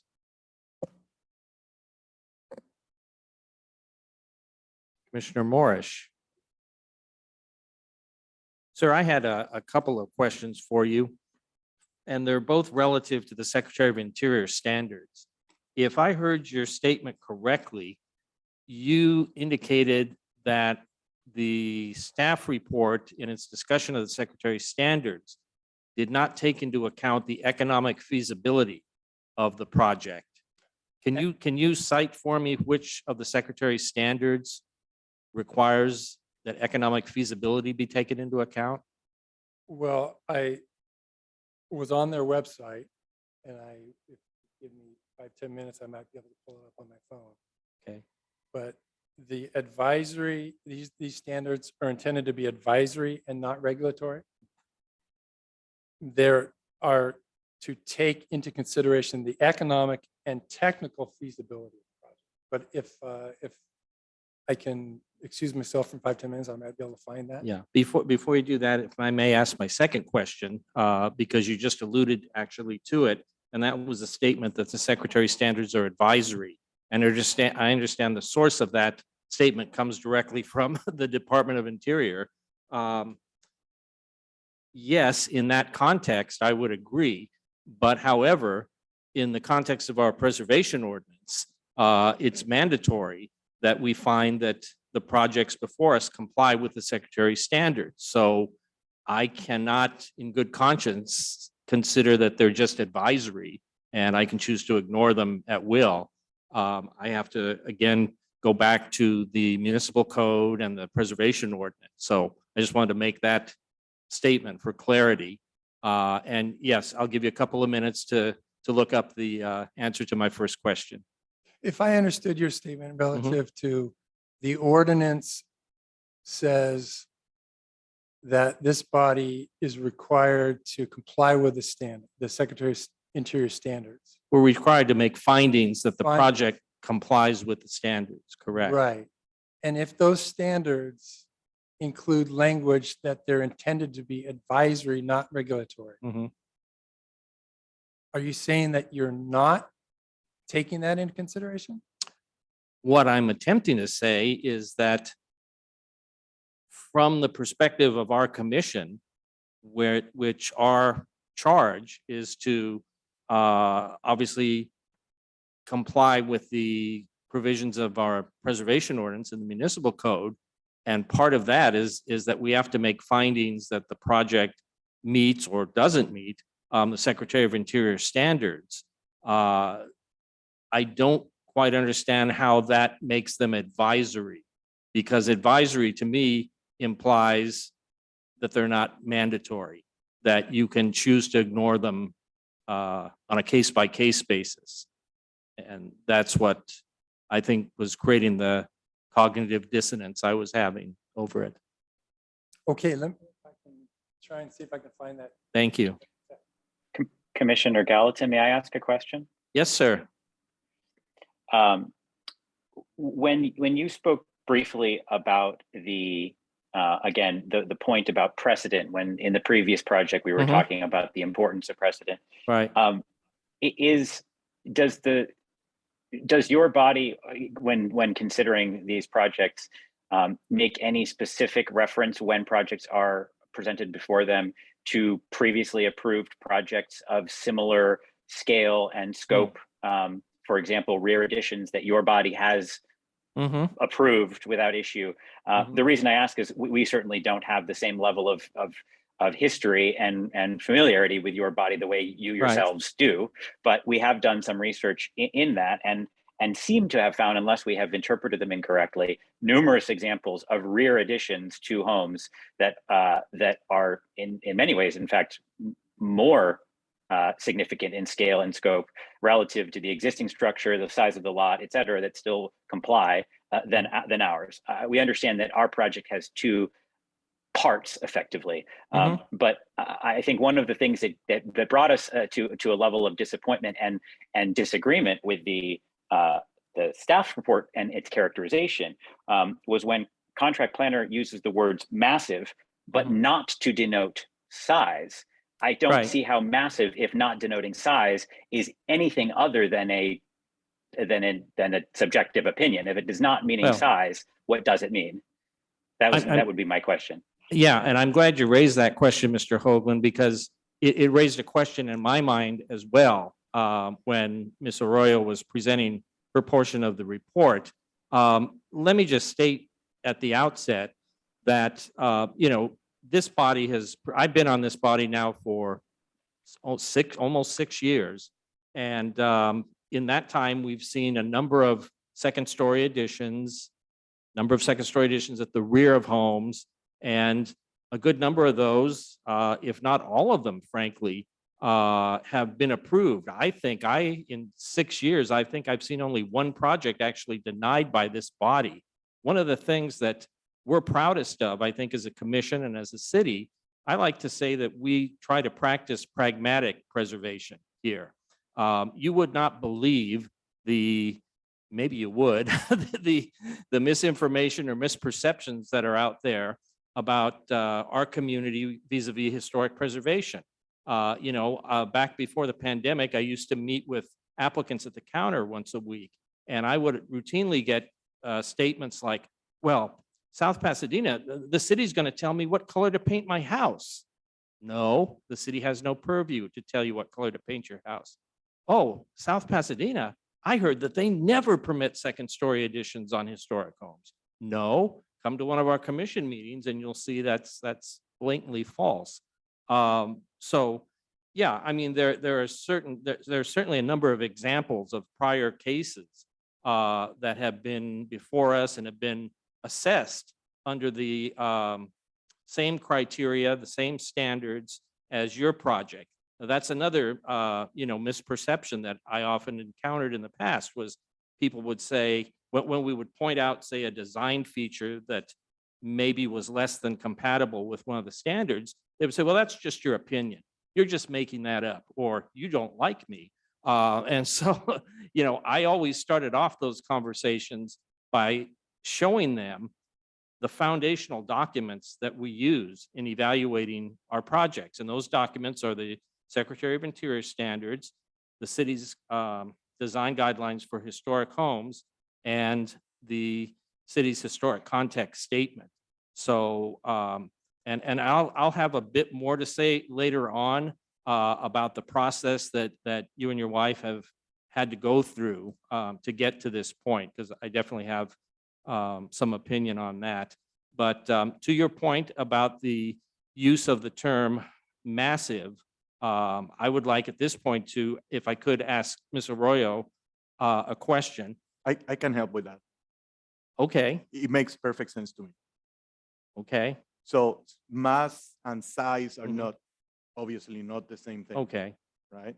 And size is square foot, right? But you can arrive at the same square footage, Mhm. and the massing of the volume Mhm. would be completely different from this. Well, yes, and you use the word volume, and that's Right. mass is a measurement of So volume. if I've said it incorrectly, you please Yeah. correct me, but that is what I think they're arriving to, Mhm. and it makes sense. Okay, on the this. question I was about to ask was, is it fair to say that when you say the addition is too massive, you're saying that it is not subordinate to the existing house? Or are those two different things? Mhm.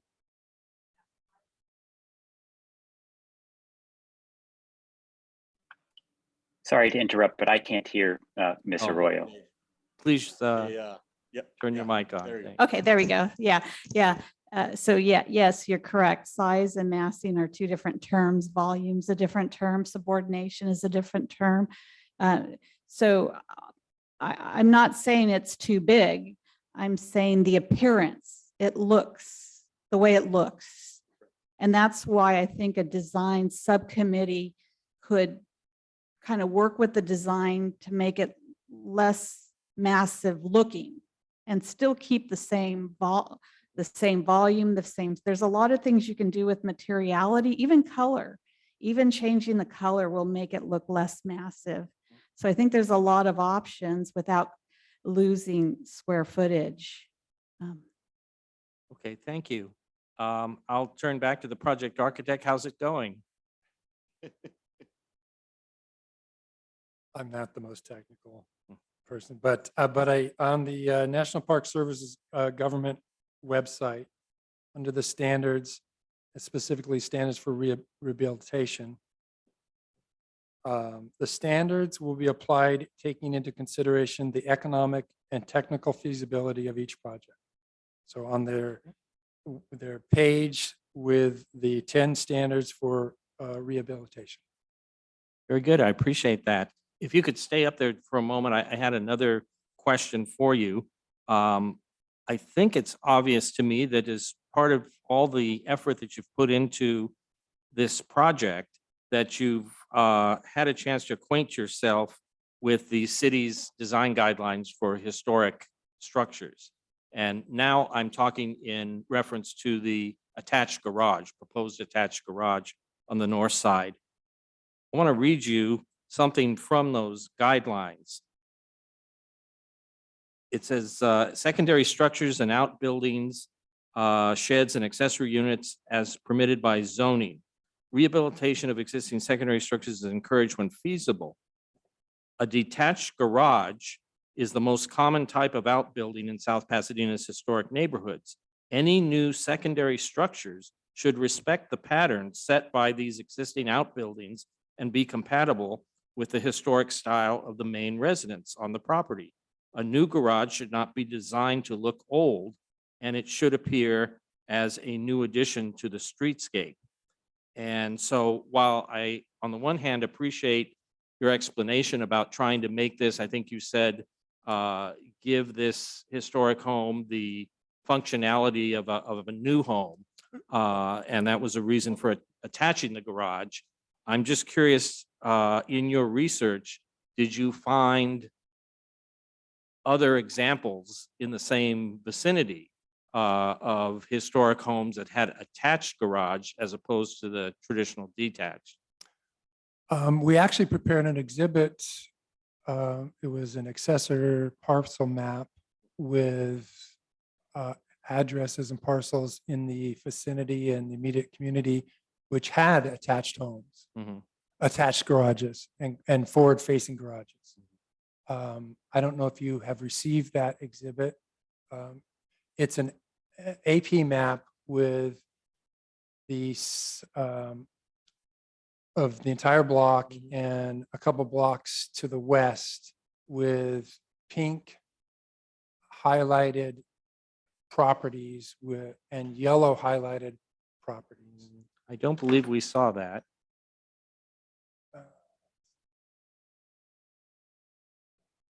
No, it was an email.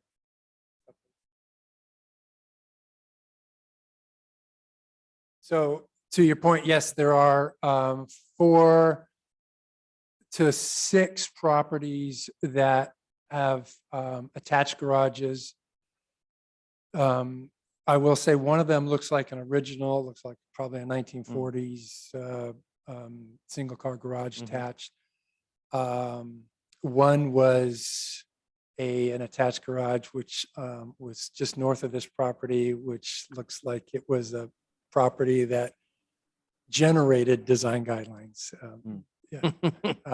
One of those, One huh? of those. Okay. And then there are 4 other properties which are appear to be historic, as they are 2 larger houses with a well done attached garage and a garage to the front of the house. And right. I can submit that. Yeah, there's a Craftsman across the street and maybe half a block up. Yeah. Now as there's well. a breezeway Yeah, in between in between. in between the garage and the house. It's that it looks attached, but it's a breezeway, Yeah, which is and- it's quite beautiful. Yeah, and then there's a couple on Milan. Yeah, that's.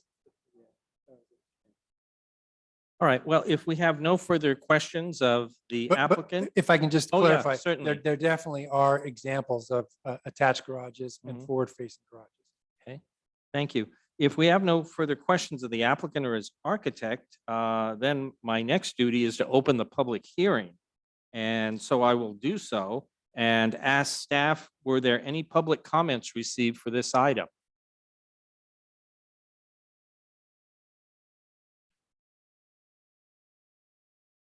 No written public comment or public comment here.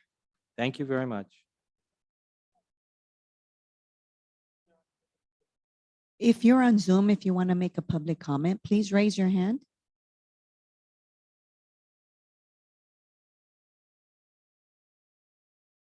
No hands raised on Zoom. Very good, thank you. Okay, next step is the applicant's rebuttal. And we have Mr. Hoagland online, and I will give you an opportunity to do a 3-minute, not more than that, 3-minute rebuttal if you wish, to any of the statements you've heard thus far.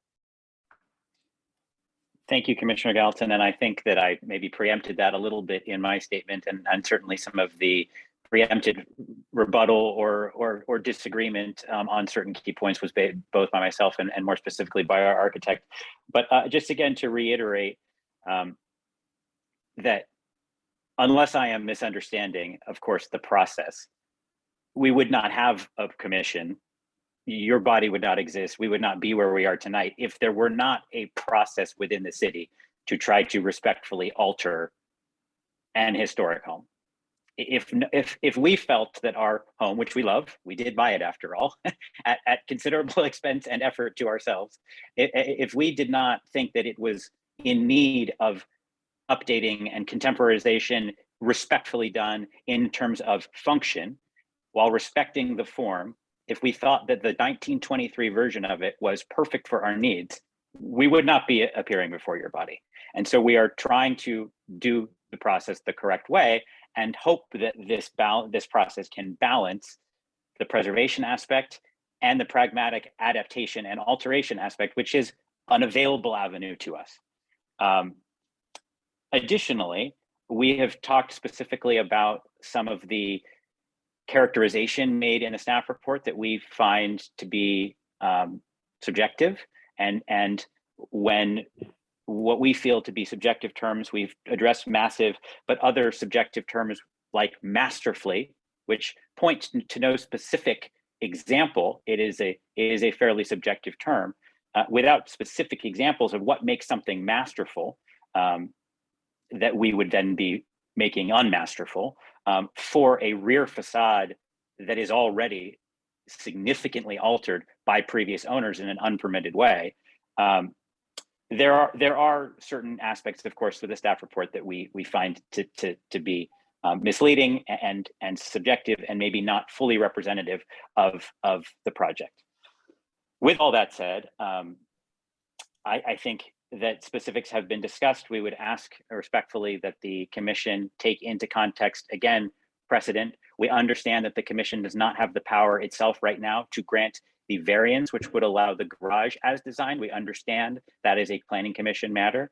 What we do feel is available to you is the opportunity to recommend a certificate of appropriateness for the design review of the design component. And we do not feel that there is an issue with the rear addition, given the precedent of numerously approved projects in similar or significantly larger massing and scale and scope of previously approved projects.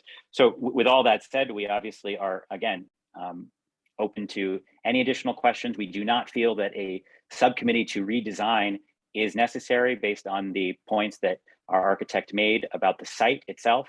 And then just taking a step back to the 30,000-foot view, my wife and I are here, with a babysitter at home for our 15-month-old 8 months later, because we want to make this house a home. We want to make this property something that we can stay in for the next several decades and Thank not you. be frustrated I'm by the hearing the buzzer that time is up. Yeah, So, understood. Thank I you, was sir. closing anyway. Thank you. All right. Okay, so now I will close the public hearing and we will have commission discussion. Would someone like to go first? Commissioner Morris. I would like to go first. I would start by saying to the applicant, I don't think we're that far apart. It had times been different when you purchased your home and you came to City Hall. On a good day, Mark would have been on the other side of the counter and he would have talked you through this. So I apologize for the process you've gone through. It is crazy frustrating. It is not acceptable. The city's trying to rectify it. This wouldn't have happened, but we are not that far apart. Having said that, and all of the other comments that you have made, I think that you were clear about saying we are charged with an ordinance, a cultural ordinance that requires that we make the findings. Some cities may not have their ordinance drafted that way. Ours is drafted in such that we have to make Secretary of Interior findings. Two of the findings that we fall back on all the time are you gotta differentiate the old from the new.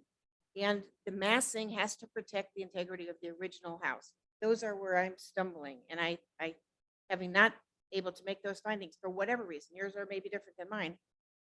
I think a subcommittee is not a bad idea. I wish it was formed when you bought the house, but we are where we are and you are in a tough situation. And I respect that. My comments are, I think the subcommittee is appropriate and it would be an hour before we could reach. We're not talking about totally redesigning the project. We're just talking about some of these things that we see all of the time. That's my.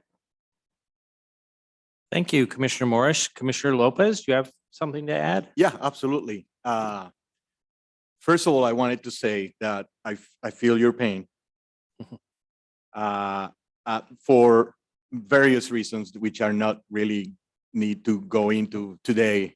I have a project in my own house that has been in the city for 8 months, and I haven't heard anything. So to go through a board. So I feel your pain. I understand how you feel, but there's many different reasons for that. And we are where we are, so we want to move forward. And the truth is that we want to move forward. Our intention is to be as efficient for you as possible. If it hasn't been efficient till now, we want to be efficient from now on.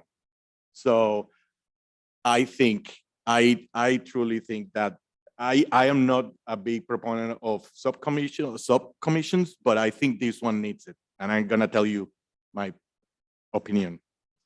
I feel, as an architect, I feel your pain. I see how you have arrived at this, where you are, right?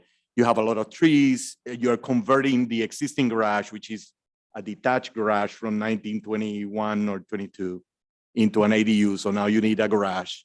So that's kind of the only place to put it, really, is the only place. And you're still kind of fighting with the variance about 5 feet or 7.5. So the truth is that garage is really going to change the front of the house. The house in 1921 was designed with a detached garage in the back. Now it's going to have an attached garage in the front.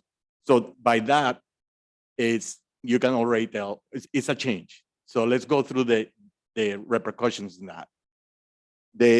Now you have a garage in the front, which is forward from a big portion of the house. You have a portion of the house that's further forward, but then the other part is even at the same level. So instead of making it, that is not helping you, making it subordinate to the existing house. So I find hard to believe that we should approve an attached garage, because it's just not the way things were done.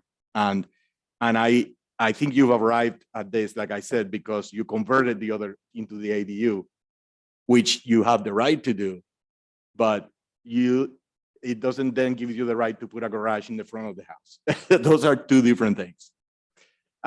Personally, I would have the style of the house, and this is where I think I differentiate with my colleagues that are more historically inclined.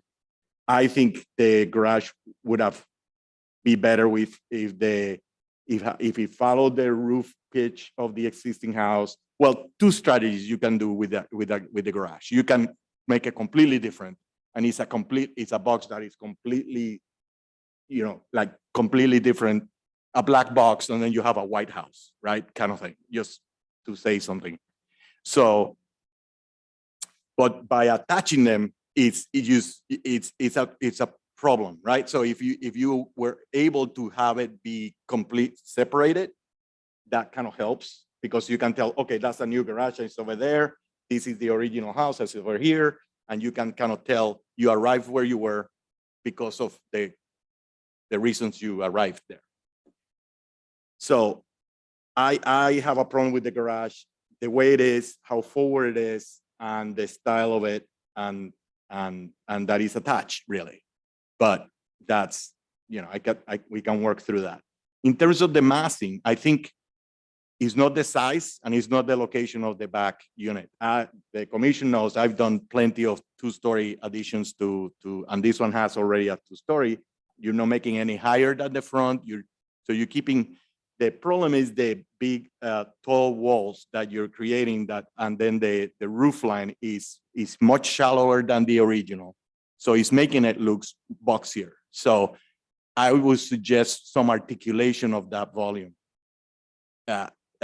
Having a piece of it be one story versus that, kind of articulate that box as opposed to being such a pure three-sided box with a roof, so that it has some pop out, some articulation. That's what I would suggest. And that's what I would do if I was going to work on that. But in terms of the size, like I said, I don't think the size is an issue. I don't think it's an issue. It's a matter of just the detailing and how to get there. So Can I interrupt? Sure. Did you start that by saying you are in favor of the subcommittee? I am, How would you like to serve on it? absolutely. Vice Chair Gallatin, and you Absolutely. could hash out all these details Yes, at the counter, and they could Sure. go on. Oh, that'd be Sure. great. Well, absolutely. we haven't heard from Vice Chair Gallatin yet, so, but thank you, Conrado. Did you have anything else? you No, I wanted to think add? that Okay. covers it. In reality, you should be able to get what you want. We want you to get what you want. We welcome new people, welcome new families. We want that here. So we want to help you do it. So we'll get there. We'll get there. All right, thank you. Well, now it's my turn, and I want to start off by officially welcoming Mr. and Mrs. Hoagland and your family to the city of South Pasadena. We're so glad that you've joined our community and hope that you're here for many, many years. Me, I'm a newcomer. I've only been here 40 years, so I hope you can exceed that record. But Thank you. But seriously, in addition to that welcome, I also want to offer an apology. The fact that, you started this process back in September, the fact that you have had to deal with multiple staffing changes is unfortunate at best, unacceptable at worst. I think that what I can tell you, regardless of whether, and I think I know where we're going with our recommendation, but regardless of the process from here on out, I can tell you that I cannot guarantee you an outcome, a given outcome. What I can tell you is I can guarantee you a process that'll be fair, that'll be objective, that'll be grounded in those foundational documents that I mentioned earlier this evening. The Secretary standards, our design guidelines, and the historic context statement. Again, apologies for having to work with multiple staff. Now a personal note. Before retiring, I worked as a city planner for over 30 years here in the San Gabriel Valley. I had the pleasure and the honor of working with two of our current staff members, Angelica Frostolupo and Matt Chang. They're excellent, excellent people, in addition to being really good at what they do. And so I know the experience started off kind of rocky for you, but I feel you're really in good hands now. Let me then weigh in on the question of forming a subcommittee or not.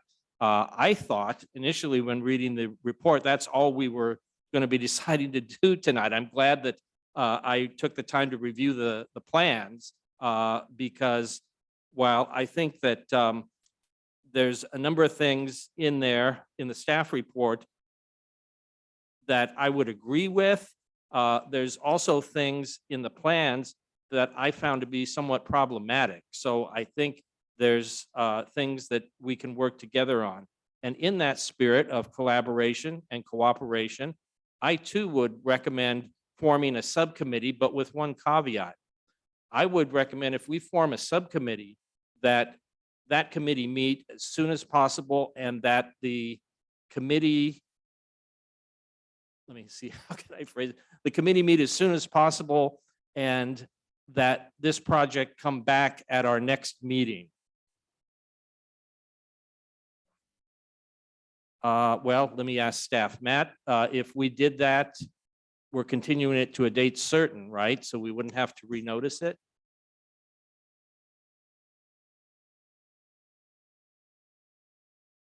This is true, and also staff has a lead time to prepare their staff reports. What I'm My trying to- apologies for the interaction, but I can't hear Mr. Chang. Oh, sorry. Oh, Well, yeah. Sorry. Go ahead.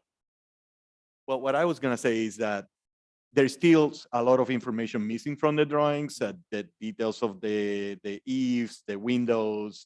There's a lot of things. So there was no way to approve it today. that's right, So this was a packet more to kind of do Mhm. what we're doing. right. But if we were going to do the approval, there's some drawings that would need to be added. Yeah, that's a great point. I think I read in the staff report that the project had been deemed complete, but we weren't provided with the complete package tonight. Here's my intent, I fully support the idea of a subcommittee. And yes, I would be willing to serve on it. And the thing I'm trying to avoid is, getting into a cycle of endless subcommittee meetings where these folks have to wait another 8 months before they get a decision from us. So I would like to try and, put a time limit on that. So Matt, the question was, if we continue this to the next planning commission meeting, there doesn't have to be any new noticing? You mean the Commission,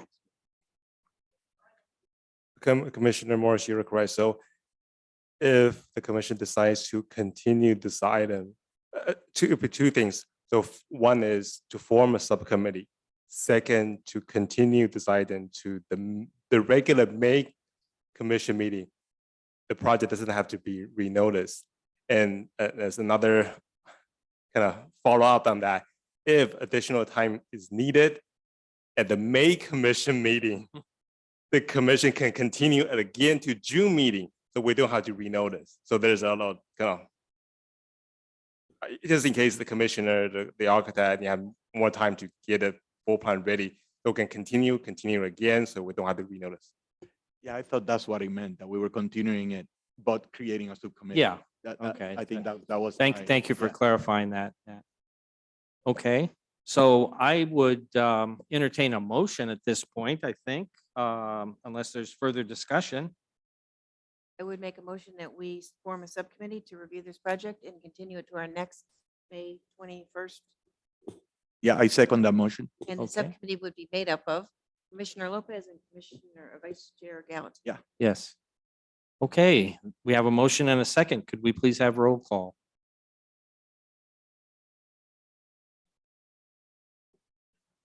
Yeah, it's a Thursday, third Thursday.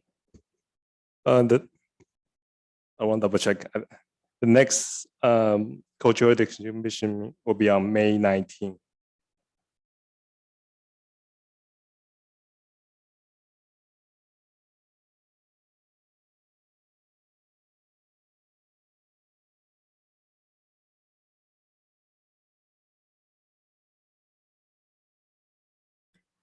Commissioner Morris, Commissioner Lopez, Yes. and Vice Chair Gallatin. Yes, Motion carries. thank you. All right, so the motion carries to continue and to form the subcommittee. Want to thank the applicant again and his architect for their time tonight and staff. Thank you very much. Okay. Work through staff. Yeah. Thank you.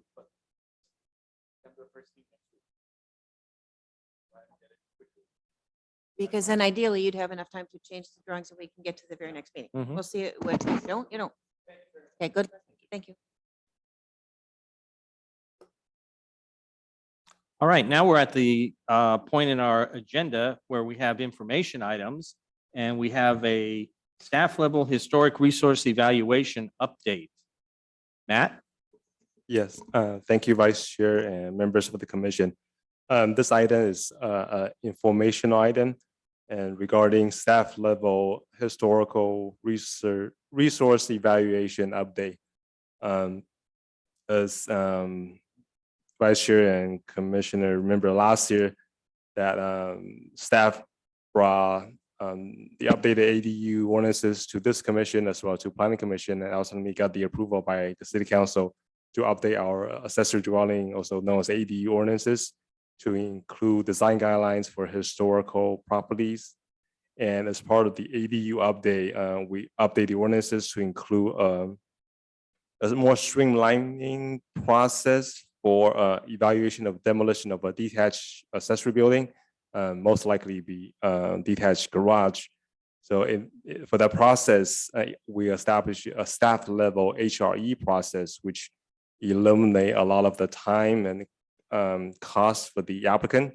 So staff has been working with historical research professional Julia Arroyo, which she's here tonight, to establish a staff level HRE template.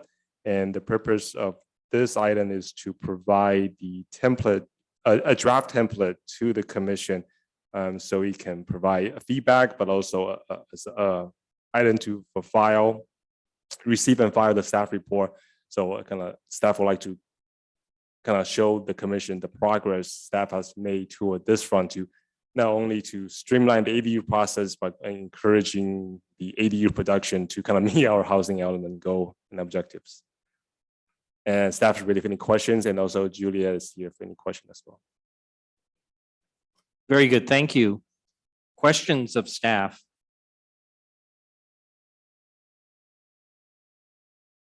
No questions, comments? All right, well, I'll make a comment. Very good job, staff. This is really encouraging to see.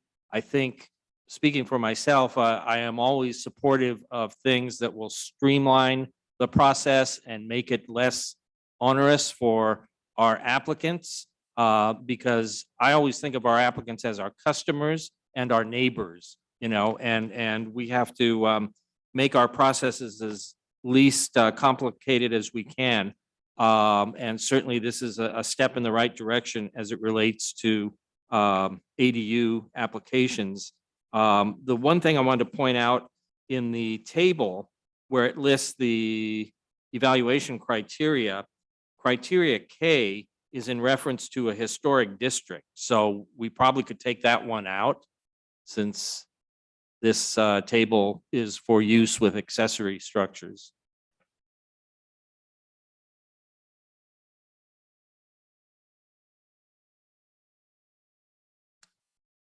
Okay, and then the only question I had was, as I understand it, this process of a staff level HRE would be used in the case where an ADU is involved and a demolition is proposed, right? If the structure is 45 years or older. Yes, correct, Vice Chair Gallatin. The template, or if it's adapted by staff, the template we only use for in conjunction of a demolition of accessory buildings, Right. with the construction of ADU. So Right. So if for And that's prescribed in code. Right. and So for example, if the staff or the commission at some point in the future said, hey, this is a really neat thing, can we do this on any accessory structure that's being proposed for demolition? That would require a code amendment, right? yes, so for regular demolition, would it be homes Mm-hmm. or detached building not associated with the ADU construction? Right. The application process will most likely require the possible consultant to hire outside consultant to prepare kind of a full-blown HRE report. Okay, thank you. I have to ask this question because it's on the script, even though it's not a public hearing. Staff, were there any public comments on this item? No public comments. Thank you. Okay, next up is administration, and we always begin that section with comments from our council liaison. So Council Member Zimer, do you have anything to report or share? I just wanted to say thank you to the staff and to the director, Angelica Fausto Lupo, who just, from the get-go, she was ready to take on the helm. And despite the departure of key employees, she held the department together, and I really appreciate that, and city council appreciate that. And appreciate the whole staff, and especially Matt, that we could call like almost 24/7 and never complain. And so for the entire staff of and say thank you on behalf of the city council. That's all. All right, now we'll ask for any comments from commissioners. And I think I'll start with Commissioner Morris this time. I don't have any comments. I had some questions that I asked of you briefly. Mhm. Showcase House and Oh, yeah. Mosaic, if we've heard anything Yeah. back about that, because you and I are on that subcommittee. I don't Yes. know. Let me take the second question first. I believe if I recall the letter that was sent to the folks at Mosaic, that they were given a deadline of April 25th to submit additional requested information. Is that accurate, Angelica? Hi, good evening, Vice Chair, Commissioners, Councilmember Znaimer. We did extend to the end of April. Yes, but we are monitoring, and we think we've been very generous, and we want to thank you for your time. So we will be speaking soon. Very So as good. of right now, I do not have an update. All right. Well, then to your other question, Chris, and that's a good segue into my comments from the South Pasadena Preservation Foundation. Couple of things I want to report from that perspective, but specifically with respect to the Showcase House, as you guys probably know, the Pasadena Showcase House of Design is going to be here in South Pasadena, first time since 1980. And it's a beautiful, huge English Tudor home on Oak Lawn.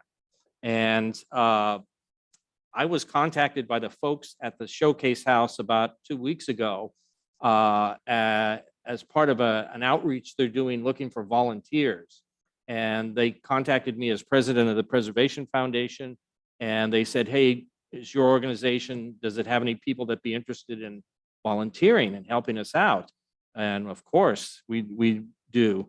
And there's an incentive too for us, because for each person that volunteers for a 4-hour shift at the Showcase House, they will donate $40 to the Preservation Foundation. And you don't even have to be a member of the foundation or a board member. You know, you can go there and say, hey, I'm from South Pasadena, and I'm doing this in support of the Preservation Foundation, and it'll get credited to us. That was a pitch there for anybody that didn't catch that.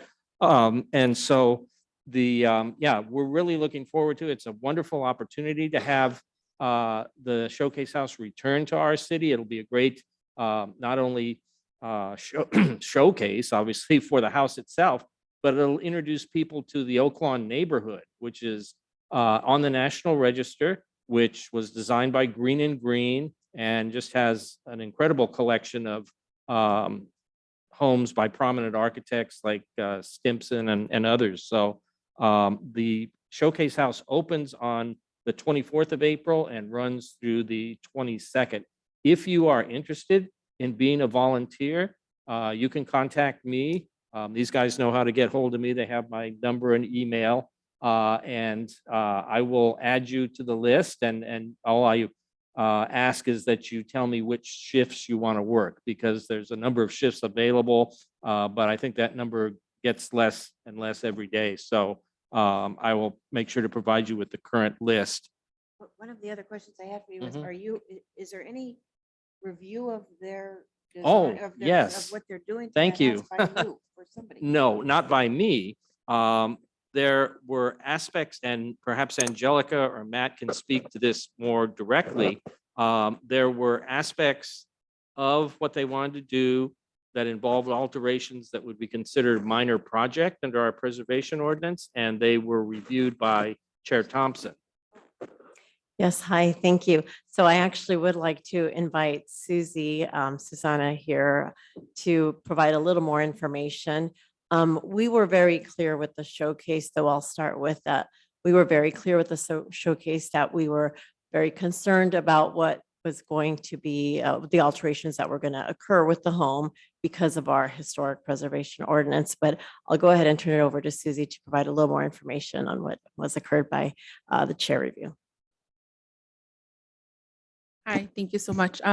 So the showcase house did go through a chair review, and Chair Thompson is not here. She did a great job of reviewing it quickly, especially with the time frame that we had. They were doing some exterior modifications to the kitchen, specifically closing off one of the doors and adding double French doors as well as new windows and increasing the size of them. So for that project, it did get approval, and we were able to do it under a minor project review. So it wasn't brought before the commission, but Chair Thompson did get a chance to review it. They did obtain permits for all other modifications. Majority of the work was updating the electrical, updating plumbing, possibly doing some retiling. And their goal really is to try to keep the historic integrity of the building and kind of bring it back to its glory days. So like Vice Chair Gallatin mentioned, they are opening on Sunday. They're very excited. They've been issued their decision letter already. So I know they've been really excited, and we will keep monitoring the event throughout the month to make sure there isn't any issues and any modifications need to be done as well. Great. Yeah, I want to commend staff for being really on top of this from the get-go. I know I was one of the first, I think, to notify them of potential concerns and help to draft one of the conditions on their permit. But staff has really carried the ball on this and done an outstanding job. So thank you for that. The only other thing I wanted to mention vis-a-vis the Preservation Foundation is if any of you were not able to attend our hybrid event back in November, you may recall we did an event on Irving J. Gill's Miltimore House, which we did a video tour, which we screened at Burke Triolo Studios, and you could also view it at home, of course, through the stream. That has undergone some cleanup editing and is now, there's now a link available that you can view that. If you weren't able to make the event, let me know and I can provide you with the link. I'm working with our friends at Nexusplex, Stephen Lawrence, one of our board members. His team did an incredible job on this production, and he and I are going to work to get it on the SPPF website soon. And for an initial period, it'll be on there at no charge. But eventually, the idea was to have a paid portal that for a modest fee, anybody could view that program. It's about 90 minutes long, so really worth your time to view that. Okay, that's all I had. Do we have any comments from staff? Angelica. Good evening again. Thank you, Vice Chair Gallatin. I'd like to start by saying, thank you. And it feels good to be here in the chambers, kind of back to normal. I've been here now 6 months and it's just absolutely flown by. We are busy as ever. So my first item to report is that we are working very hard to get to the case log. We hear the frustration of our applicants and we are absolutely sensitive to it. Please know that the staff that we have are working very diligently to get through that list. We've gone through it, we've sorted it, we've contacted applicants, but obviously there is still a lot to do. But I had reported previously, Matt started I started October, Matt started early December, the 3 associates started late December, and then January hit and knocked us out. I think you've all probably heard coronavirus came to City Hall and took about 67 people out with the virus. And that was tough. That was tough because we had new staff that were trying to get settled in and then just, and then not. But I do want to let you all know that we are working very hard and we know that this is an absolute priority for all of us. My second announcement is that today we released the second public draft of the housing element. It is online, So we encourage the community to look at it. You can go to South Pasadena Housing Element and on the website and pull it down from the website, access the document from the website. We will be submitting to HCD early May, first week of May, and then it'll take a 60-day review from HCD. And the reason we chose this process is because we really felt that, it would be best for the city to save going through the adoption hearings, then sending to HCD to then get another comment letter, which is what we're hearing from other cities, and that's what they're experiencing. So we decided to do another 60-day review with HCD and then hopefully get very minor comments or get conditional certification and then proceed with adoption hearings. I feel good about it. But of course, HCD, their direction and information that they've provided is changed over the months and it's made it difficult. So while I'm confident, there's no way that I know how HCD is going to respond. If they approve the second draft or give us conditional approval, I'm absolutely confident we're going to make the October 15th deadline of doing those zoning code amendments. Of course, we're going to be working very, very hard, but I do feel confident about that. Let's see what I have next. I did want to mention that next Thursday that the planning staff is going to be at the Chamber's Economic Development Committee meeting. And we're going to have a discussion about the downtown specific plan. And I think that the Chamber has sent out already to Chamber members a notice about that. And I believe that meeting starts at 8:30. I'm looking at Commissioner Morris. So I say that because we have a lot going on in the department and, as best as we can, we're really trying to stay on top of everything. And, the general plan, the downtown specific plan, the housing element, these are major planning documents that, in addition to the case log, is keeping us all very busy. And then finally, I do want to mention, you probably all, of course, know we lost Margaret Lynn, and that was a huge loss to the city and the department. But we are in the process of recruiting for a new deputy director of community development, and first panel interviews will be held next week. So I'm just like when I first started, got Matt on board, got some associate planners on board. I'm not stopping. We're gonna find someone good to join the team. So that was all I have. Thank you. Thank you, Angelica. If there's nothing further, I would entertain a motion to adjourn. Okay, so moved. Second, we are adjourned. Thank you.